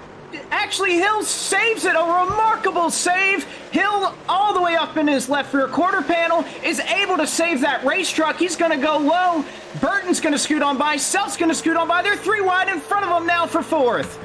It's fast pasta. Anthony Alfredo moving up into that third position, taking advantage of that jumble off of turn 2. So Alfredo up to third. Truex back to 4th. Not going to work on the front straightaway. Several cars around. Brandon Brown gets turned. A couple more. Derek Kraus gets turned on the exit of turn number 4. They were 4 wide as Austin Wayne Self and Austin Hill all got loose. Stewart Friesen tags his nose in it as well. A couple of big moments right there on the front straightaway. Sorry to steal your thunder from you, Mr. Seelman. So, well, I believe crazy might be an understatement right there off the turn 4 end of the racetrack, and we'll get a good look at the replay here, but that was pandemonium if we've ever seen it. Austin Hill washed up the banking, and then it was on from there. Brandon Brown, Stewart Friesen through the grass. We saw Derek Kraus. He's already taken his truck to the garage area, so Kraus out of it with a shot to go, and my, oh my, oh my, that is even more of the front runners that we thought were going to have a shot to win this deal, particularly David Schildhaus, Derek Kraus, who now unfortunately out of this race. And how about the guy who snuck up to second in all that, Brennan Poole? That's a great drive for Brennan Poole, just taking advantage of what's in front of him. Remember, he's got fresher tires than Chase Briscoe does, and he was bringing Anthony Alfredo with him. That whole little dust-up down in turn 1 that saw Austin Hill get booted out of the way really opened the door for a lot of these guys who just kept their foot in the throttle. And that's the unique thing about Texas now. Again, if something plays out in 1 and 2, it's going to work its way all the way around the rest of the track as we got trucks pulling off down to pit road. Anthony Alfredo going to be the first, leading the charge down, bringing Ryan Truex, Christian Eckes, and the 12 of Harrison Burton with him. Well, so again, we're going to see how valuable these drivers think tires really are in the closing stages. And yet again, cycling towards the front and managing to stay out of trouble, Eric Estepp. I know we've called his name a bunch tonight, but I continue to be impressed by Santino Ferucci and the Sealmaster entry. That number 81, or well, it's 18, it's 81 on timing and scoring, with 18 carrying his IndyCar number. Ferucci has just been right in that first strategy call. Ever since then, he's been right in this mix. Yeah, he's been able to maintain his track position, honestly, better than I thought, especially a couple restarts ago. He was up on that outside lane around 6th place. I thought he wasn't going to be able to hang into that top 10 for very long, but he's hung tight. He's right up there, still in the top 5, still trying maybe a slightly varied strategy from the rest of the top 10, but it's worked out for him so far. And now that we're down under 25 laps to go, at some point, track position is really going to become king. He might have played this thing out almost perfectly. So, all right, Blake McCandless, make your call your shot inside of 25 laps to go. Is this going to be the case where tires are supreme? Are we going to see whoever pitted last be the one to win this race, or are we going to be able to see somebody stay out and be able to hold on? Jacob, I think that right now is when you want to come down pit road and get those 4 fresh Goodyear Eagles. We've seen these guys just haven't been able to get the long runs that they've maybe wanted to see. So I think right now about 25, we'll call it 24 laps to go as we approach lap 77 now. This is going to be that window where you're going to be able to take advantage of the new tires right now, go up and pass those guys. But then once we get to the end, and in case we get a couple of late yellows, it may be just enough to hang on if you are going to be on some old tires. So I think guys that just came down pit road, guys like Christian Eckes, guys like Harrison Burton, Stewart Friesen, they're in a really, really good spot right here to try and get that track position back if we go green. And even if we don't, they're going to have those fresher tires than the likes of Briscoe and Poole for the rest of this thing. All right, so under caution with now 24 laps to go. Chase Briscoe, Brennan Poole, Santino Ferucci, Brandon Brown, and Anthony Alfredo, the front 5. Ryan Truex is 6th. Christian Eckes is 7th. Harrison Burton is 8th. Stewart Friesen is 9th. And Austin Self completing the top 10. With Spencer Boyd, have we called Spencer's name other than full field rundowns yet tonight? He sits in 11th. Josh Rayum is 12th. Hermie Sadler still hanging in on the lead lap is 13th. Austin Hill 14th, and Jason White is 15th. Those are the trucks, rather, that remain on the lead lap. Everyone else is 2 or more laps down as we close in on the finish. So we'll see if we get lights out right here. If we do, and we do in fact get lights out, it'll be a restart with 22 laps to go, Blake. So 22 to go is when we'll get that green flag. And again, I hate to say it again, but I really like where Eckes is right now, the 18, former driver that 18 to his outside in the Hunt Brothers Pizza Toyota and Harrison Burton. A lot of these guys that just came down pit road, if they can make their way up through this field quickly, maybe pick up a couple of spots over the next couple of laps, I really think they're going to be a force to be reckoned with. They have about 6 or 7 laps fresher tires, so you may think that's not enough, but with this track temperature still up around the 150-degree marker, I'm telling you, those 6 or 7 laps, they certainly matter here in iRacing. Headed to turn 3, David Schulthouse. I like Brennan Poole's spot here on the outside. I think he may be able to have something on this restart. He's got to be on his best game here. I'm sure Chase Briscoe is going to try and jump this thing early, knowing he's got much older tires, 20-lap older tires to be exact, and he's got to get away from these guys because they're going to chew him up in short order. So for Briscoe, options are pretty limited. Brennan Poole sitting in a good position. Don't forget about those guys in that second row as well. Ferucci and Brown, they're in a good spot as well.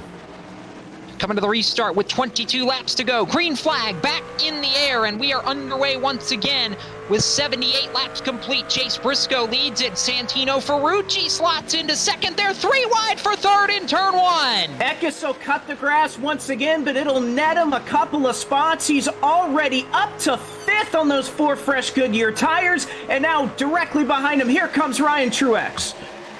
A big run for Christian Eckes, already up into that 5th position as they're single file in front of him for the top 4. Stewart Friesen will move into the 7th place as Brandon Brown gets bounced up to the high side through 3 and 4.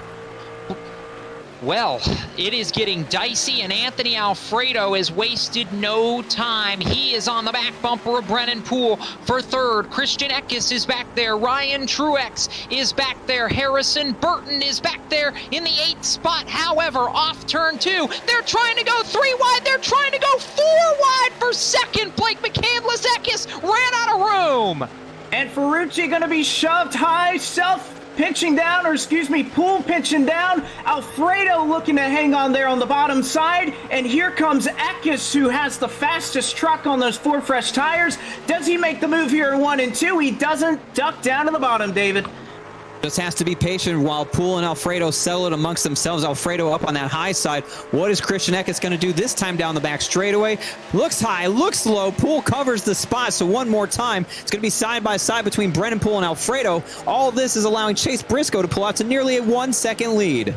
Chase Briscoe has got to be loving what he's seeing in his rearview mirror. However, he may not love it if Christian Eckes ever gets to the 2 spot. It's Anthony Alfredo. Fast pasta to the runner-up position in the 21. It's Eckes trying to go to the inside, but it's Brennan Poole in lockstep formation off 2. Side-by-side battle for 3 laps, and that's allowed Christian Eckes to be held back at bay if you're a Chase Briscoe fan. Alfredo looking to still hang on to the bottom. How about the drive from Brennan Poole to make his life difficult on the outside? Now Eckes all over the rear of the 21. Almost dips those tires into the grass. He just needs a few more moments, a few more feet, and he can get clear of Brennan Poole now that Anthony Alfredo's got the job done. What can Christian Eckes do? He's got a big gap ahead to Chase Briscoe. Another big block by Alfredo down to the bottom. Down to the bottom they go. A trunk full for Anthony Alfredo of Christian Eckes. Eckes moves him up the racetrack, and Ryan Truex is in this mix. 4 cars scrambling for the runner-up position. Off turn 4, Truex to the inside for 4th, as Eckes still with no heat from Alfredo. And now Eckes going to cut it down and try to get the run off of corner number 2 with Truex in lockstep. He'll have the momentum. He pokes a nose down. Christian Eckes to the inside, looking for position number 2. Alfredo can only just pinch him down, but it looks like Eckes going to have the charge off the corner. Those 4 fresh tires doing Christian Eckes a real help right now as Ryan Truex will move through into the 3rd position. Contact! Ryan Truex around to the outside wall along with Alfredo. They clip Stewart Friesen, who goes up and over into the catch fence. Big air for Stewart Friesen, who goes upside down and many feet into the sky. Caution flag with 16 laps to go. And what a pile up on the front straightaway involving the better part, David Schildhouse, of our top 10.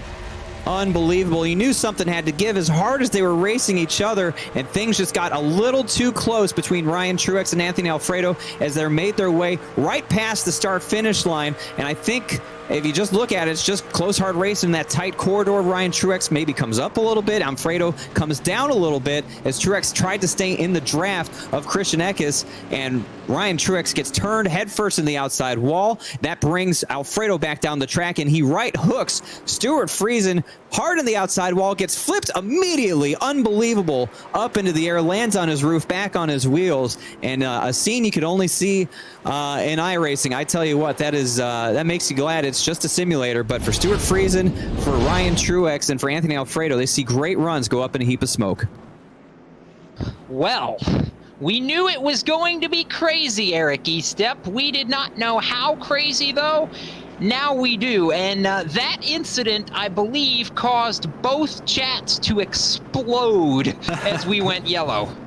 Yeah, I was on the edge of my seat for about 5 laps there. The blocks, the runs they get down the back straightaway, and you're right, we had almost 4 wide at one point. Looks like we even got some split strategy, maybe near the front of the field once again, but that was insane. I can tell the people at home, we have across both streams going right now, we have around 1,500 people watching right now, and they were as excited about that as I was, I'm sure. So, David Schildhouse, couple drivers down pit road for fresh tires. Anthony Alfredo from 4th and Santino Ferucci from 5th among those that pit here. I like the move. That's going to leave 6 trucks who elected not to come down pit road. It was Chase Briscoe and Christian Eckes trying to sell a big dummy to the rest of the field. My goodness, I'm not sure about Chase Briscoe out there on 45-lap old tires at this point. And remember, when they were side by side behind him, he was able to pull away to about a 1-second lead. But once Christian Eckes got free and clear of that, well, he started eating him up pretty quickly, and now Eckes is going to be to his outside on the restart. Pool's going to be behind him, and there's a lot of guys with fresher rubber around that Chase Briscoe machine. At this point, I would have to imagine he's just banking on another quick yellow saving him here, but for as many trucks as we saw come out and take tires, Spencer Boyd's going to be the first one, I do believe, who did that, and he's going to line up in that 7th position. Boy, oh boy, the strategy has been all over the place tonight, Jacob, and here's another fine example of that as we get down to inside of 15 laps to go. A big call by these top 6 trucks to stay out.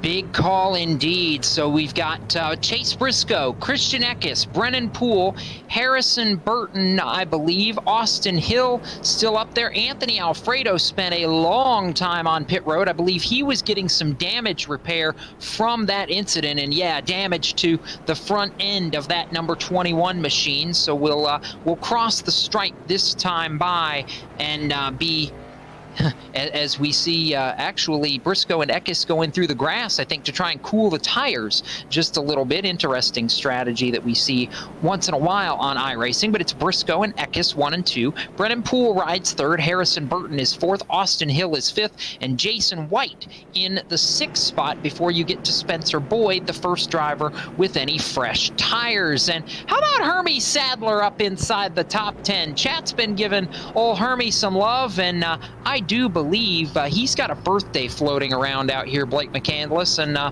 what a finish a top 10 would be for him tonight. Oh, no doubt about it. You see it on that little ticker right there, license class, he's a rookie. So obviously somebody who's not accustomed to coming out here on iRacing all the time, but you know what? Sometimes you just got to come out here, you got to put down your laps, know what you're capable of, and Hermie has just kept the nose clean, albeit just a little crinkled all night long, but he may find himself in position here to get a top 10. And you know what, Jacob? I have to give a shout out to another driver, because the fact that he is even in the top 5 is remarkable. He's missed just about everything that this track could throw at him, and he flew, or he went under a truck that flew atop of him, and that's that Hunt Brothers Toyota of Harrison Burton. I got to tell you what, you've seen a lot of his onboard shots through some of these accidents, and that driver in number 12 has earned his way up to the top of this field on the same tire strategy as Christian Eckes here on the outside, so we'll have to see if Eckes can make it move up high. And of course, we know how hard Eckes was racing up there on those fresh tires. Perhaps Burton may be in a position here, didn't drive as hard, and wouldn't it be something if Harrison was able to avoid all the chaos that he's had to ensue to try and end up in victory lane tonight?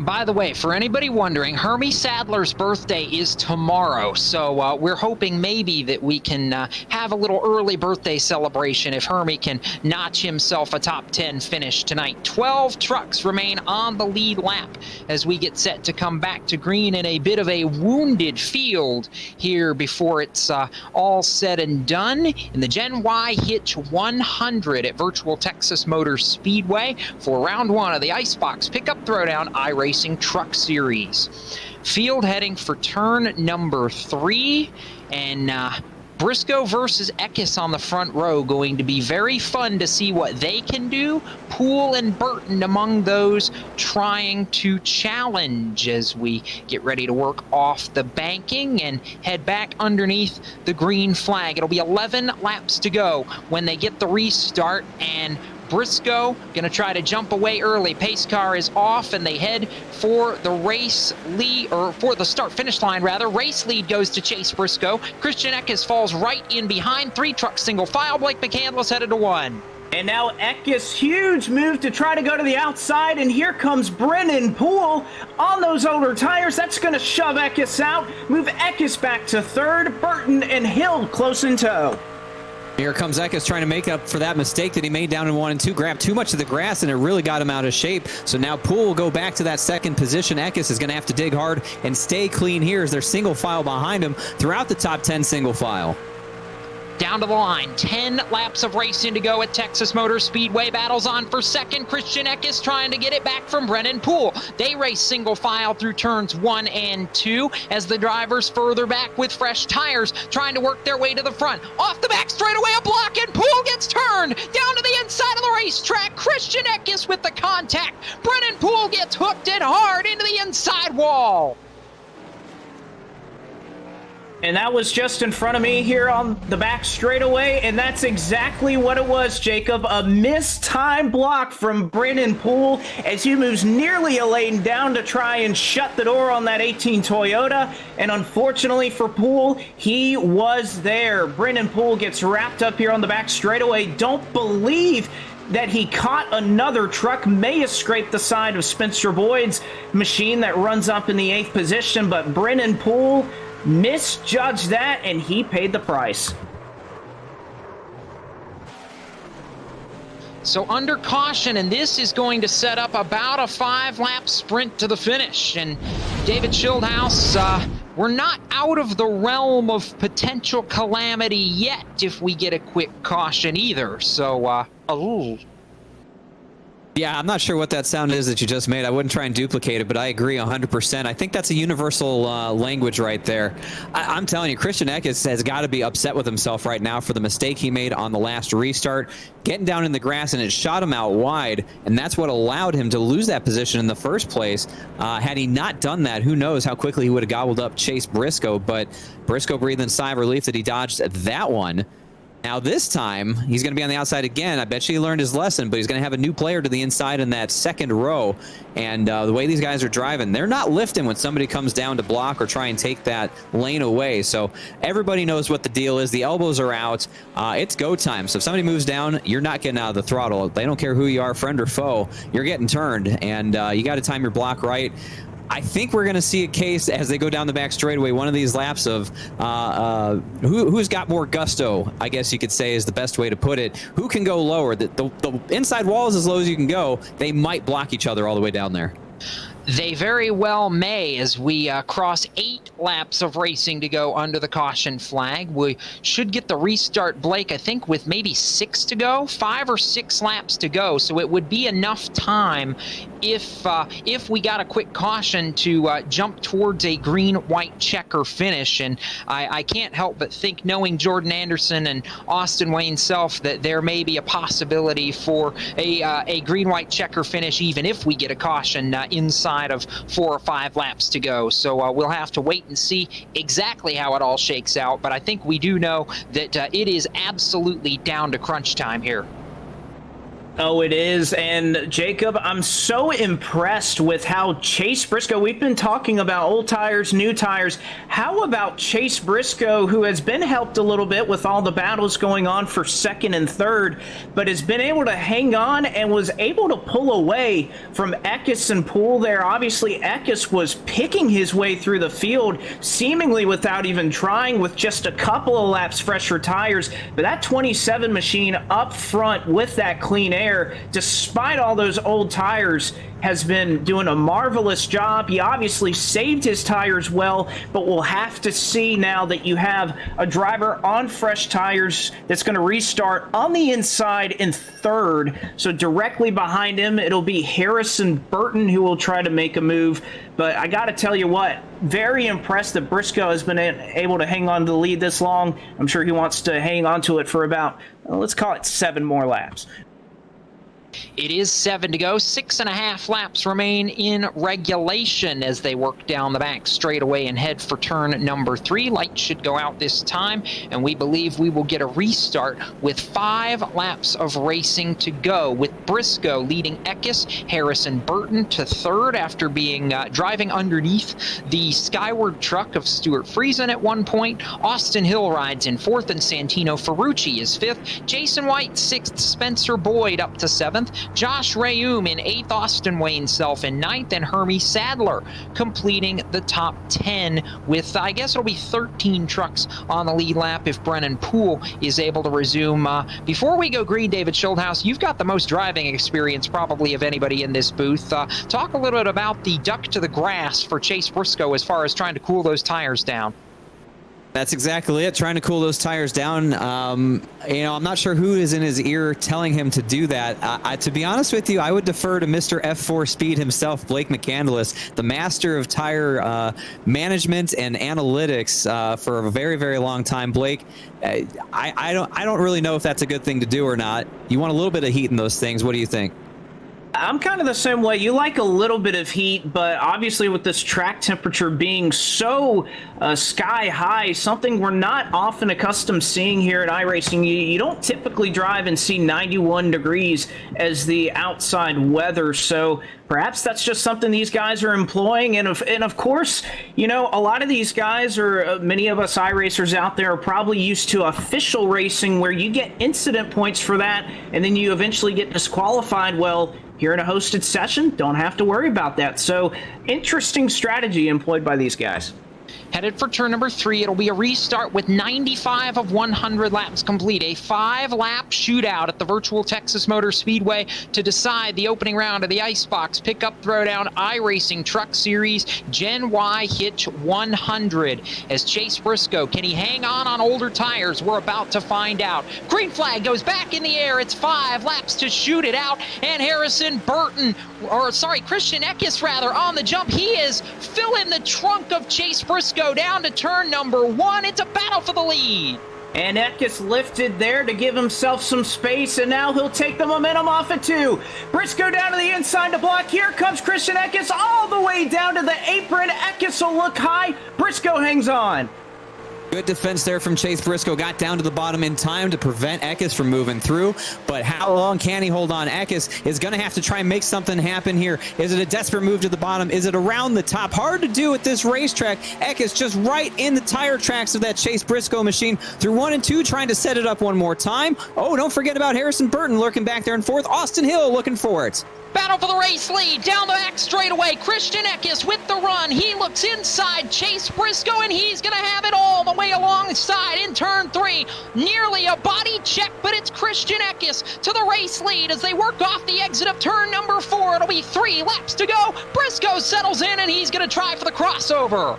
Is Briscoe going to be able to make the move? Is Eckes able to drive hard on those 4 fresh Goodyear Eagles? And you see the difference right there. Christian Eckes opens it up by about 2 truck lengths off the exit of the corner, and now Briscoe is going to have to hold off a charging Harrison Burton. We got a fight for 4th, 5th, and 6th starting to brew. Austin Hill working his way through underneath Jason White, bringing Santino Ferucci with him. Remember, fresh tires for Ferucci, trying to get through here. He might run out of time, though. It is 3 laps to go. 2 to go that time by the stripe, and it will be on if Santino Ferucci can get through traffic. Austin Hill is around in 1 and 2. A couple of cars get collected in that. Austin Hill off the nose of Ferucci there in 1 and 2. Hill got loose. Ferucci got in the back of him. That sends the 16 around, and that is the last thing that Christian Eckes wanted to see.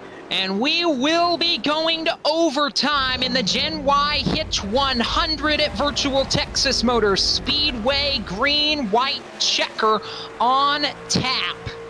A big incident, and Austin Hill, that's likely going to end his race. And Blake McCandless, I cannot help but think Santino Ferucci had the run, and was there contact?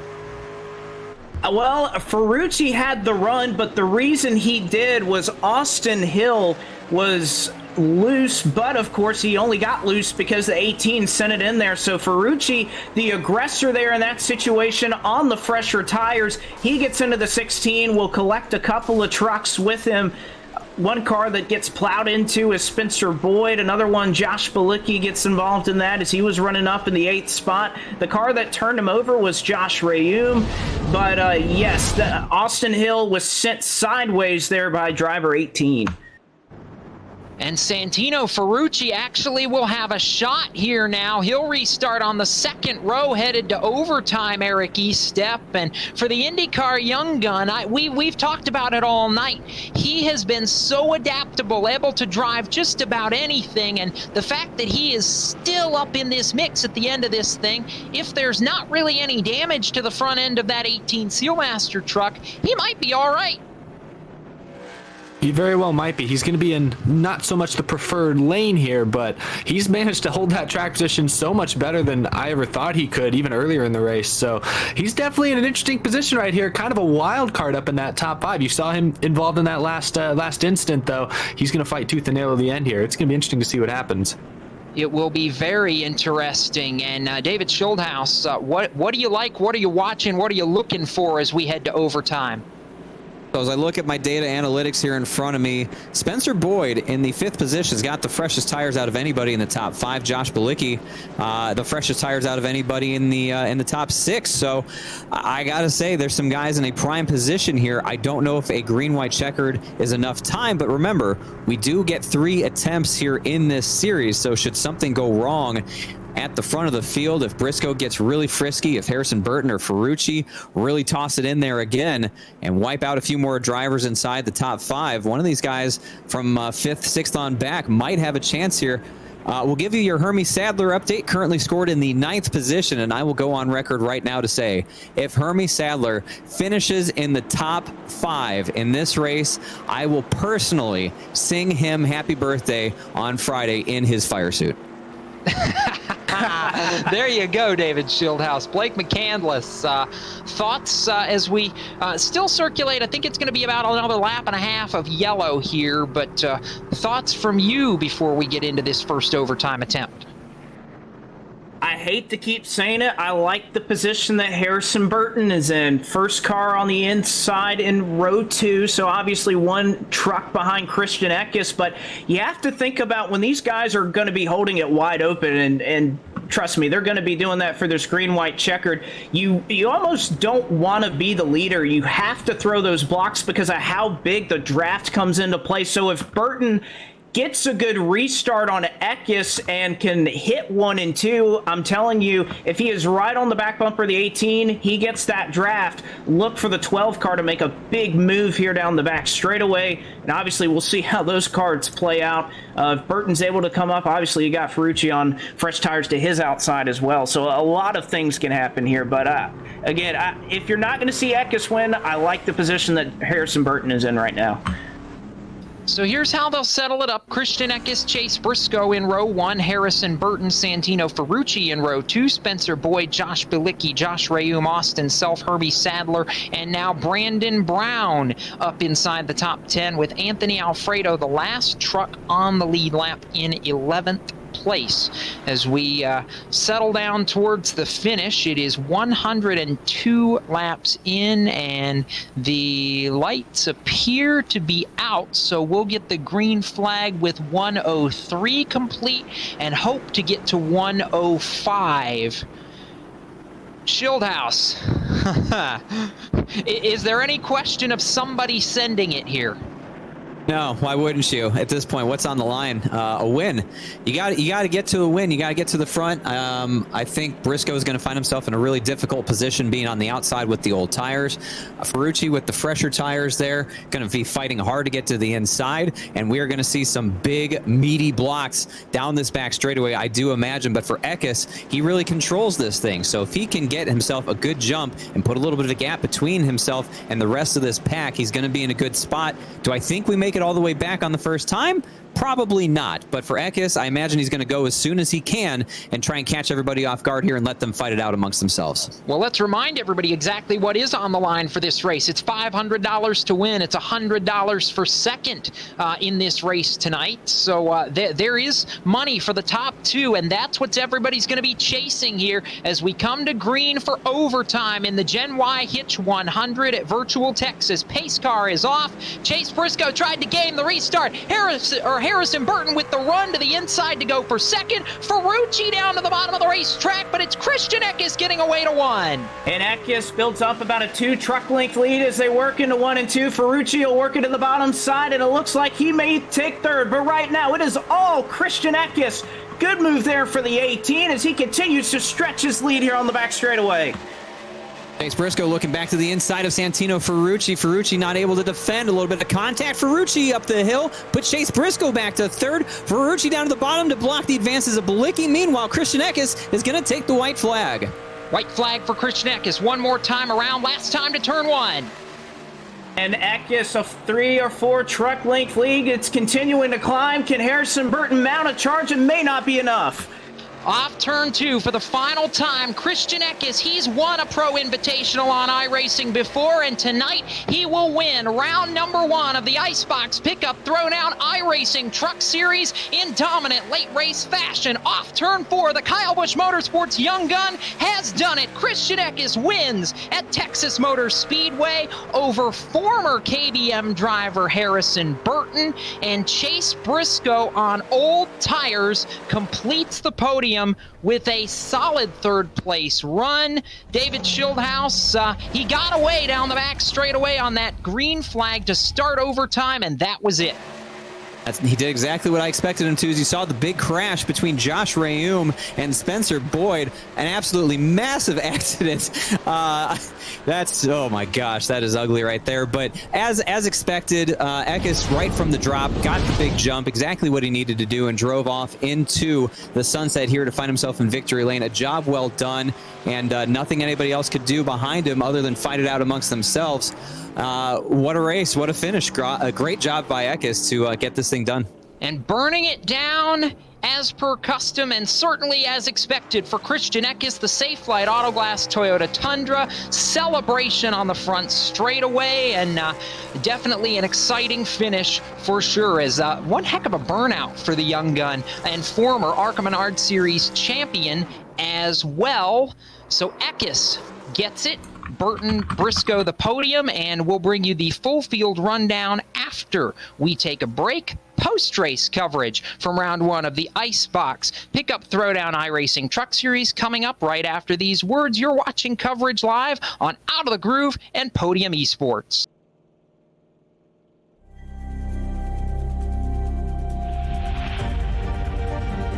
Coming up to the line, being chased, and it was Braden Johnson. Unbelievable finish.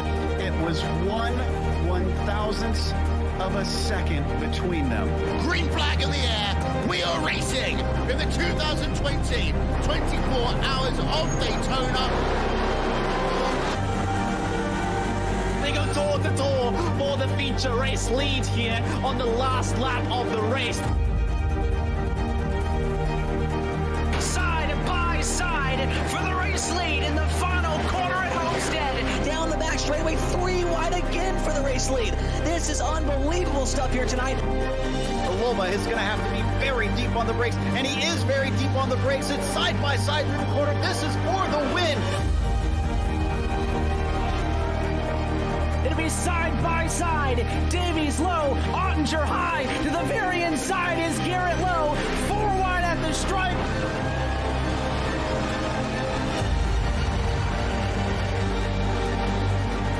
For all his work here on this outside line, neck and neck. Who's going to back out? Does anyone back out? Verstappen starts to squeeze on the inside, and now he'll try and straight line it. Goes under the apron, drag race to the line. It's so close to call.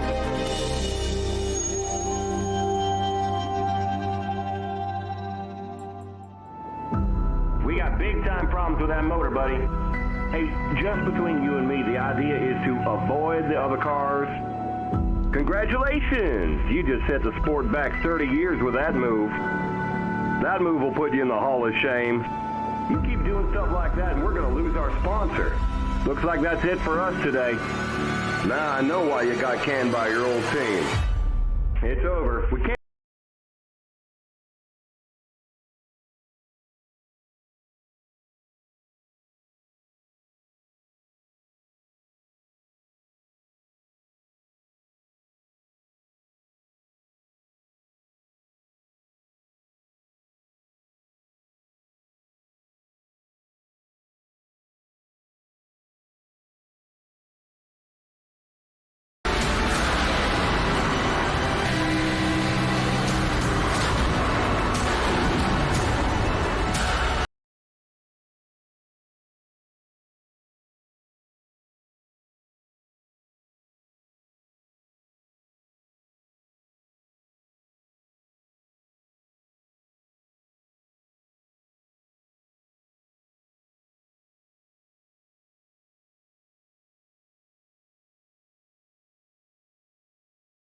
Looks like your car is toast. You'll need a tow back to pit lane, press and hold your reset button, and we'll come and get you. At Gen Y Hitch, we realize the importance of protecting your investments. That's why we strive to create new innovations, like the Boss Hitch, with the ability to remove up to 90% of the inertia between truck and trailer, and protect cargo from harsh bumps. The built-in Torsion Flex technology makes it the smoothest ride on the market. The different height options and pintle capability makes it adaptable to your needs, no matter where you are. Gen Y Hitch, the only hitch you'll ever need.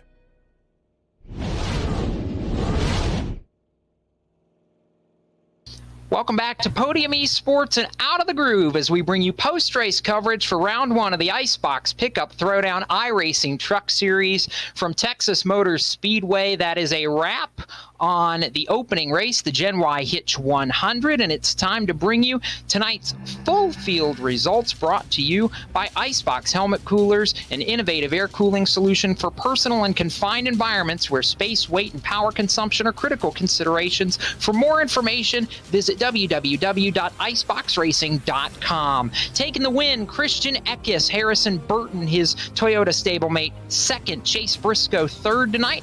Josh Bilicki somehow gets to fourth at the end of all that. Austin Wayne Self fifth. Santino Ferucci in sixth. Brandon Brown seventh. Hermes Sadler in eighth. Anthony Alfredo ninth. And Blake McCandless, Josh Rayum in 10th. It's Spencer Boyd in 11th. He rounds out the lead lap trucks in tonight's event. Jason White brings it home 12th. Jordan Anderson puts this together. He brings it home 13th. Tyler Hill in 14th. Brendan Poole in 15th. Austin Hill strong all night, but unfortunately he ends up 16th. Howard DiSavino in 17th. Ryan Truex in 18th. Stuart Friesen 19th. And Todd Gilliland rounds out the top 20. It was Matt Mills coming home in the 21st position, Derek Kraus 22nd, Austin Terrio in 23rd, Brett Moffitt in 24th, Chandler Smith 25th, Angela Ruck 26th, Stephen Parsons 27th, Tommy Joe Martins 28th, Tyler Ankrum in 29th, Ty Majeski, disappointing run after starting on the outside of the front row in 30th, and Natalie Decker rounds out the 31 truck field. And with that being said, we will turn things over and go to Victory Lane, where Jacob Seelman is standing by with the winner, Christian Eckes. Yeah, an impressive late race run to get around Chase Briscoe. I think we expected it on older tires, but Christian Eckes, you had a couple of pretty gnarly blocks that were thrown at you in the latter stages of that race, and it looked like finally you just had to be aggressive and basically go for it there inside the final couple of laps to get the job done. Yeah, Texas is really tough, especially in iRacing and in real life, to pass after the repave, and he was pretty slow there at the end, just with old tires. So I had to time it perfectly not to mess my run up. And he was just really slow through turns 1 and 2, just had no right front grip, and he was able to time it pretty perfect. It wasn't perfect per se, but well enough to get by him and put the Safe Light Tundra in victory lane. How patient did you have to be, knowing that you had the fresher tires and knowing it was about trying to make your passes at the right times and not put yourself in too difficult of a position? Yeah, it was definitely a little bit tough to do that. I feel like that's my biggest downfall on iRacing is, you don't really have the fear factor, and you just go bomb it down in there and, you could walk out okay. So, I felt like I did a lot better job with that this race, and I'll carry that forward to, the rest of the races that I have to run. And man, it seems like I'm running a damn race every week or every night. And, it's awesome what iRacing is doing so far. And, it's providing a lot of fun for us during a difficult time. I know for you too, it's really important and special to get the KBM colors and Safe Light into victory lane finally. The real life Truck Series season may not have started exactly how you wanted, but in terms of being able to represent those guys, take home a big victory. How cool is this for you tonight, knowing that you're in your first year here with KBM in a full-time capacity? Yeah, like you said, the first 2 races went very poorly, and 22nd and 23rd. Yeah, that was a rough one. But, it's even worse because we had to sit around for 3 months and think about it. So, it was definitely cool to win tonight and, to get the Safe Light colors in victory lane, especially with everything that's going on and, not really sure what's going to happen next. And, this series is really cool. Putting money on the line for us racers is, a little bit of a bold strategy. I'm not going to lie, because we're all going for it, but, it's a lot of fun, and they're doing a great job with the series, and I'm just really ready for next week too. $500 in your pocket, and that was going to be my last question, was if we were going to see you go into Kansas. So thoughts on Kansas? I know you haven't you haven't been there in real life as far as the Oh, for the truck. Yeah, for the truck. There you go. Sorry. I was going ahead of you. I'm sorry. Yes, you were. Sorry. No, I know what you did at Kansas last fall, winning the ARCA championship, so I imagine that's got to have you pretty excited.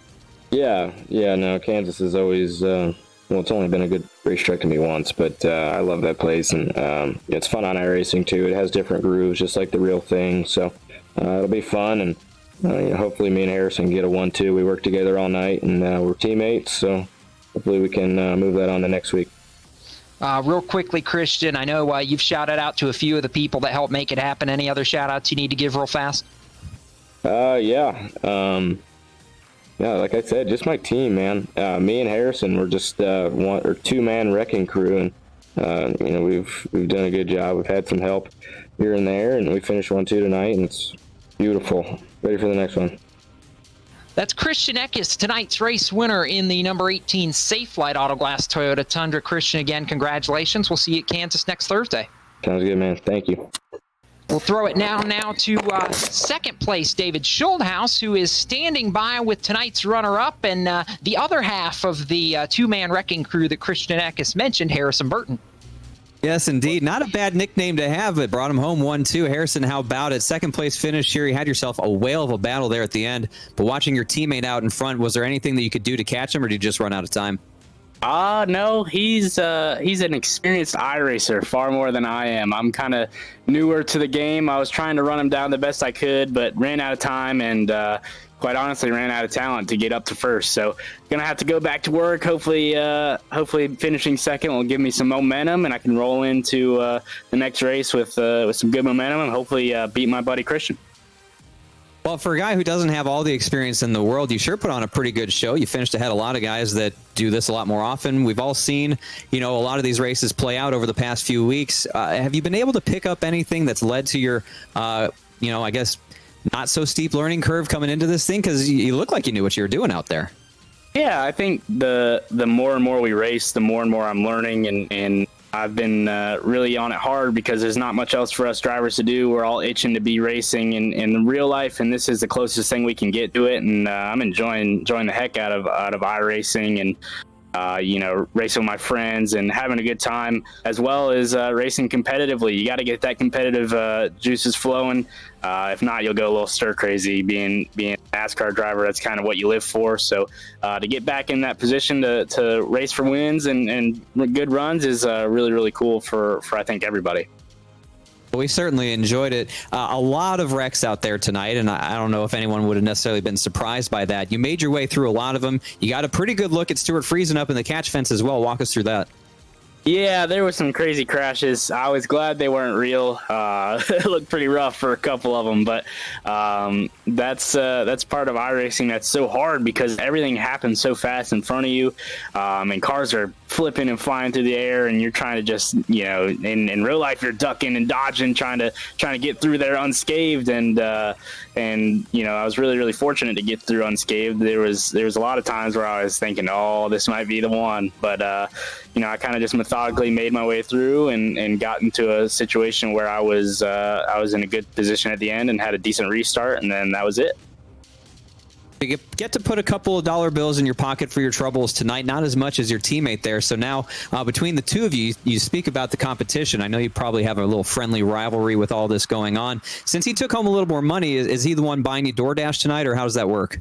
Yeah, I'll ask him to send it on over to my address. That's a good idea. That's a really good idea. I'm gonna text him that right now. But it's awesome. I didn't really expect to walk out of here with any money. I'm just doing this for fun and enjoying it. And I am excited to get some DoorDash from my buddy Christian, though. That's for sure. Hey, if you want to tell him it was my idea, that's fine. I'll take the blow for it. But a great show that you put on here tonight. We got Kansas on the horizon. What do you think about that racetrack coming up? Oh, it's such a fun racetrack in iRacing and in real life. I'm so excited.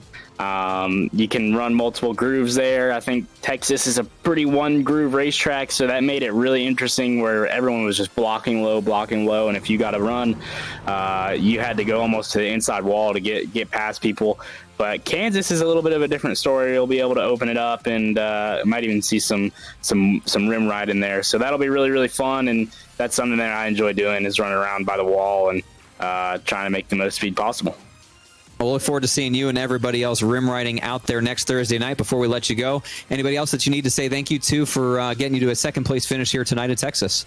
Yeah, I think that I want to say thank you, obviously, to the first responders out there and the medical officials that are working so hard to get this deal done so we can race again. And obviously my sponsors, they're sticking with us throughout this crazy economic time, and they've stuck with me since I was 13 years old with Dex Imaging and Toyota and guys like Hunt Brothers and Morton Buildings and so many people out there are helping my career and how I want to put food on the table keep going. And I hope I can return the favor with some iRacing wins in the future and put their names in virtual victory lane and hopefully do it in real life again soon. Well, at the rate that you're learning, Harrison, I think you'll find yourself there pretty quickly. Keep taking notes. You're doing a great job. We appreciate the time tonight. Congrats on a second place finish, and we will look forward to seeing you next Thursday in Kansas. Sounds good. Thank you guys so much for having me. I appreciate it.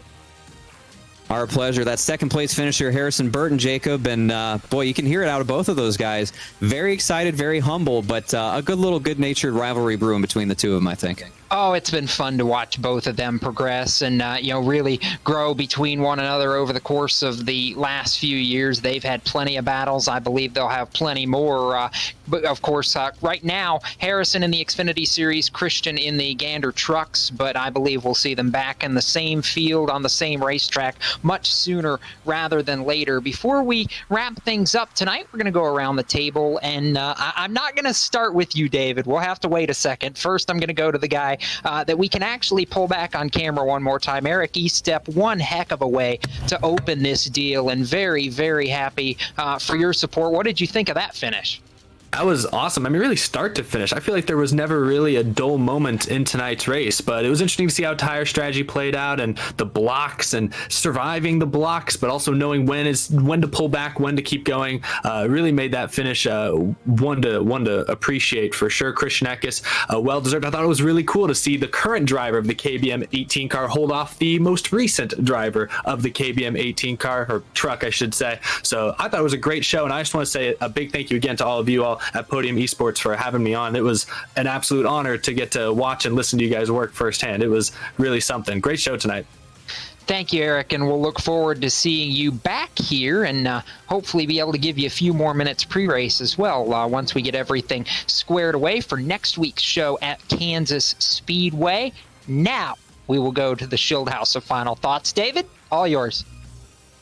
Thank you, Jacob. I appreciate it. It's so fun to come out and see something a little bit different here in the Truck Series. A lot of the guys that we know and love watching in this series in real life coming out and duking it out for 100 laps or 105 officially here tonight. But it looks like a lot of people had fun, and I think that's the most important thing. Of course, we all miss seeing them do it in the real world, but to see these guys come out of varying degrees of skill and experience on the iRacing service and have a guy like Ty Majeski in the field, who we talked about earlier, who's one of the most decorated iRacers in the service's history.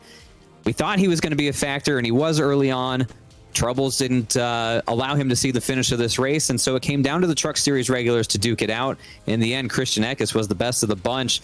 If there were a few more laps, who knows how it would have played out. We saw a lot of guys up front and a lot of action, and I'm not sure what else you could ask for at that point. Great race. Cannot wait to see how they get it done at Kansas 1 week from tonight. Blake McCandless, we had action from start to finish, as your two predecessors have mentioned, and Kansas, I think, going to provide much of the same as we head to America's virtual heartland in 1 week's time, and I do believe we're going to see even more of these two Toyota teammates, plus a few more names jump up there when we get to Kansas next week. And I think you're right in saying that, Jacob, especially what Harrison was talking about, that once we get to Kansas, you see the multiple grooves come into play. I think that's really when you're going to see these guys shine and put on the shows that they're accustomed to putting on in real life. I think some of the wrecks that happened tonight, obviously just kind of a product of everybody going for that line. And obviously, like you said, very, very varying degrees of experience on the sim. Some of these guys, aren't used to not having a spotter clear them down to the bottom side and what have you. So I think once we get to Kansas, we widen this out. You'll have some guys who favor the top side, some guys who favor the low side. That's when you're really going to see these guys shine and put on the great racing that we've been accustomed to seeing. And is oftentimes, when you roll up for a NASCAR weekend, sometimes the best racing you see is on Thursday and Friday nights. Been fun to watch. So one more time, we want to thank all the partners that are helping to make the IceBox Pickup Throwdown iRacing Truck Series possible, including IceBox Helmet Coolers, Dragonfire Tools, Gen Y Hitch, and more. We appreciate all their help. Out of the Groove, Eric Estepp for all his help, and of course Jordan Anderson, Tim Self, Austin Wayne Self for their organization in making this possible. 1 down and 4 more races to go. But before we get back to Kansas Speedway for another round of trucking next week, there is a lot of action here on Podium Esports as well as in the iRacing universe. You've got tomorrow night at 6 p.m. Eastern, the Subaru IRX All-Star Invitational presented by Yokohama, the Rallycross Stars, and some other Invitational special guests taking to the rally course at 6 p.m. Eastern. It's the IndyCar iRacing Challenge at Circuit of the Americas. The Rallycross race actually at Sonoma Raceway, by the way. IndyCar iRacing Challenge Saturday at 2:30 p.m. Eastern from Circuit of the Americas on NBCSN and the NBC Sports app. Sunday, it is the NASCAR iRacing Pro Invitational Series from Talladega Super Speedway, 1 p.m. Eastern on Fox and FS1. And, oh, by the way, before that, if you want even a little bit more Talladega, we've even got some eNASCAR Saturday Night Thunder for you on April 25th, Saturday night at 9 p.m. Eastern on eNASCAR.com/live. That's going to do it for round one of the IceBox Pickup Throwdown iRacing Truck Series from Texas. Congratulations again